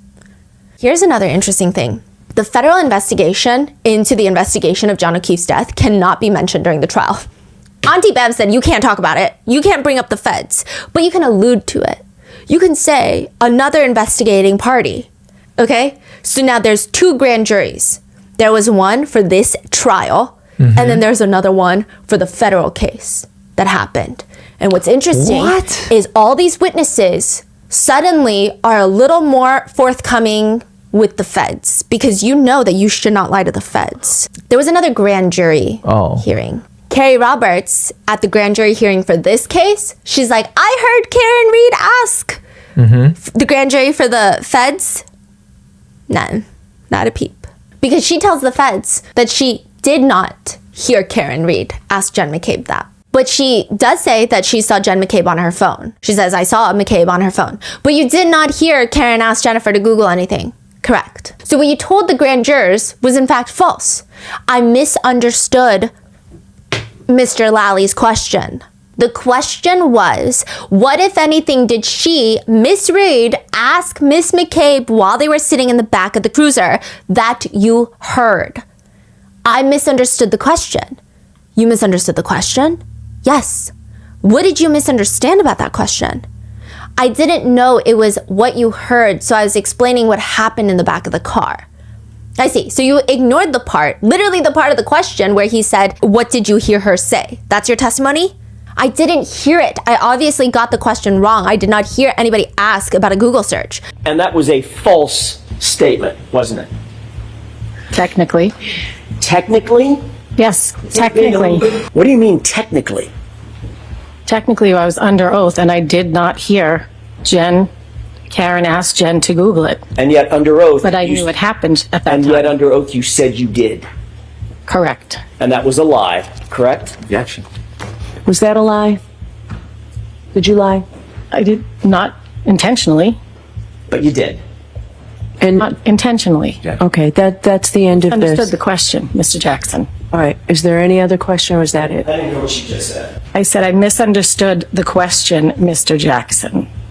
Is it that aggressive? Yeah. Oh my gosh. That's what you're saying now, correct? That's what happened. Can I ask one more question? In that quote, you said at one point, she asked Jen to Google hypothermia and how long. And then you corrected yourself and finished with Google hypothermia. What did you mean by how long? What were you about to say? I don't recall. Had someone told you something about a phrase that started with how long? I don't recall. For instance, how long to die in the cold? I don't recall. I don't recall. I don't recall. I don't recall. Like, for instance? I don't recall. So suddenly, not a lot of recollection happening. Carrie Roberts is a little odd. Some people think that Jen's energy is also very odd. So both of the other women that were there, I mean, some people think Karen's energy is odd. So everybody is suspicious to some, but it's weird that the Alberts never go outside. Attorney Little, Elizabeth Little, asks Nicole Albert, and inside your house, you had plenty of blankets and other items that you could have been comfort to a man laying in the snow, correct? Yes. And you were lying next to a first responder? Yes. And neither you nor your husband came outside to help Johnny, correct? We did not go outside because we had no idea what was going on. We were sound asleep until my sister came into my bedroom. Brian and Nicole are adamant that one, they did not hear anything. They were woken up because after John O'Keefe's body was taken to the hospital, Jen was instructed by those officers to go wake up the homeowners. They're adamant on that. And two, they're adamant that by that point, John was already taken to the hospital, so they didn't feel like they needed to rush down and outside and try to save him. In fact, Brian Albert Sr. says, I was just woken up out of a cold sleep from hanging out the night before. By the time I came downstairs, the police were already in my house. John was already gone. There was nobody to save. I mean, I would have taken a bullet for John O'Keefe because he was a fellow cop. That's the most ridiculous question that people always ask. It made zero sense. What am I supposed to do? Run out the front in my underwear, running yellow tape around the fire hydrant? I didn't see that there was a reason to go outside like that. The police had already been in my house. They had already talked to us about what was going on. It was a snowstorm at that point. They were trying to conduct an investigation that I didn't want to interfere with or have anything to do with. He continues, at that time, there was no victim in front of my house, so there was no first aid for me to give. There was nothing else I could do. But they have a member of their family that they both testified sleeps in their bedroom, the very front window facing the flagpole. And this family member, people have testified and reported, Chloe is not good with humans, not good with strangers, and not good with other dogs. You're telling us she did not bark? She did not wake up the Alberts? Right. They just slept through it all three of them? We're going to go into a lot more of the suspicious stuff in the second episode, such as Brian Higgins, who happened to be in the house that night, who also had a crush on Karen Reed. So that's going to get very complicated. But while Carrie Roberts is being interviewed for the second time inside of Jen McCabe's house, right after they made a timeline of events, Jen McCabe is in a family group chat with Brian Albert, Nicole Albert, the homeowners, and her husband, Matt McCabe. And they start messaging. Matt McCabe texts into the group chat because Chris Albert apparently reported to all of them that troopers had come into his place of business, so his wife owns a restaurant, and they're asking about the case. So Matt is saying, tell them the guy never went in the house. Brian Albert responds, exactly. Matt McCabe is updating the family on where the troopers are in their neighborhood. You know, coming to talk to Jen and Carrie. He says, troopers back out front, but in front of the Asian house, and looks like more has been dug up there, or at least looks like it. Wait, what does that mean? Like maybe they're digging more into the case. Oh. Now, Jen texts, Carrie is going over the timeline, which indicates that she's listening to Carrie talking to a trooper during her second interview. So Jen is listening. Carrie is going over the timeline. Matt responds, very weird that she's barely been interviewed. The whole dead comment was just told. What? The whole dead comment. What's that comment Karen again? called and said, John is dead. The whole dead comment was just told. I was supposed to have them talk last night and forgot to tell Proctor to call them. So I don't know what that means, but you're just going around telling cops to call people to investigate? Is he like listening in on their interviews? Yeah, it seems like it. They'll deny it. He's giving a live broadcast of what the police is getting right now. Yeah, but they'll say that they were just in their kitchen eating dinner and they heard bits and pieces, bits and bobs, but people don't believe it. Brian Albert responds to that, hope they don't think she's making it up after the fact for some reason. But if they barely interview Carrie, that's on them. Matt responds, yes, she was hardly interviewed and I think just answered what was asked. Jen responds, are you listening? Cops here again. Nicole tells her sister, call us after. Matt responds, this girl could write a book nonstop talking about Carrie Roberts. She's talking a lot. Yeah. And Jen McCabe responds, I love it. What? What does that mean? Like, then another text. She's telling them everything. Nicole responds with just one word. Good. That is so chilling. And that is where I leave you with part 1 of this case. Because none of this makes sense. And in part 2, everything we thought we knew about this case flipped on its head again and again and again. And there's so much, like, it doesn't make any sense. What are your thoughts on this so far? Have you heard of this case? And I think one of the main reasons that we found it really hard to get into it was everybody has such strong opinions. And I felt this was the first time where you could have such differing forensic analysis, forensic experts testifying to the same exact thing. Like, how is it up in the air whether or not a Google search was conducted at 2:27 a.m.? Yeah. But the fact that everything can be interpreted in different ways for this case just makes it weird. So it really does feel like a lot of emotions play on how people decide on whether or not they think Karen did it or not. But one thing's for sure, I would not trust these people. I would not trust these text messages. I will say Karen reads voicemails. Yeah, they're crazy, but I don't think it doesn't make sense for her to leave those voicemails. Yeah. But in the next episode, we're going to go into the supposed broken tail light. We're going to go into Brian Higgins and the affair. And there's just lots of other things that we have to cover. So let me know in the comments, what are your thoughts? And with that, I will see you in the next one.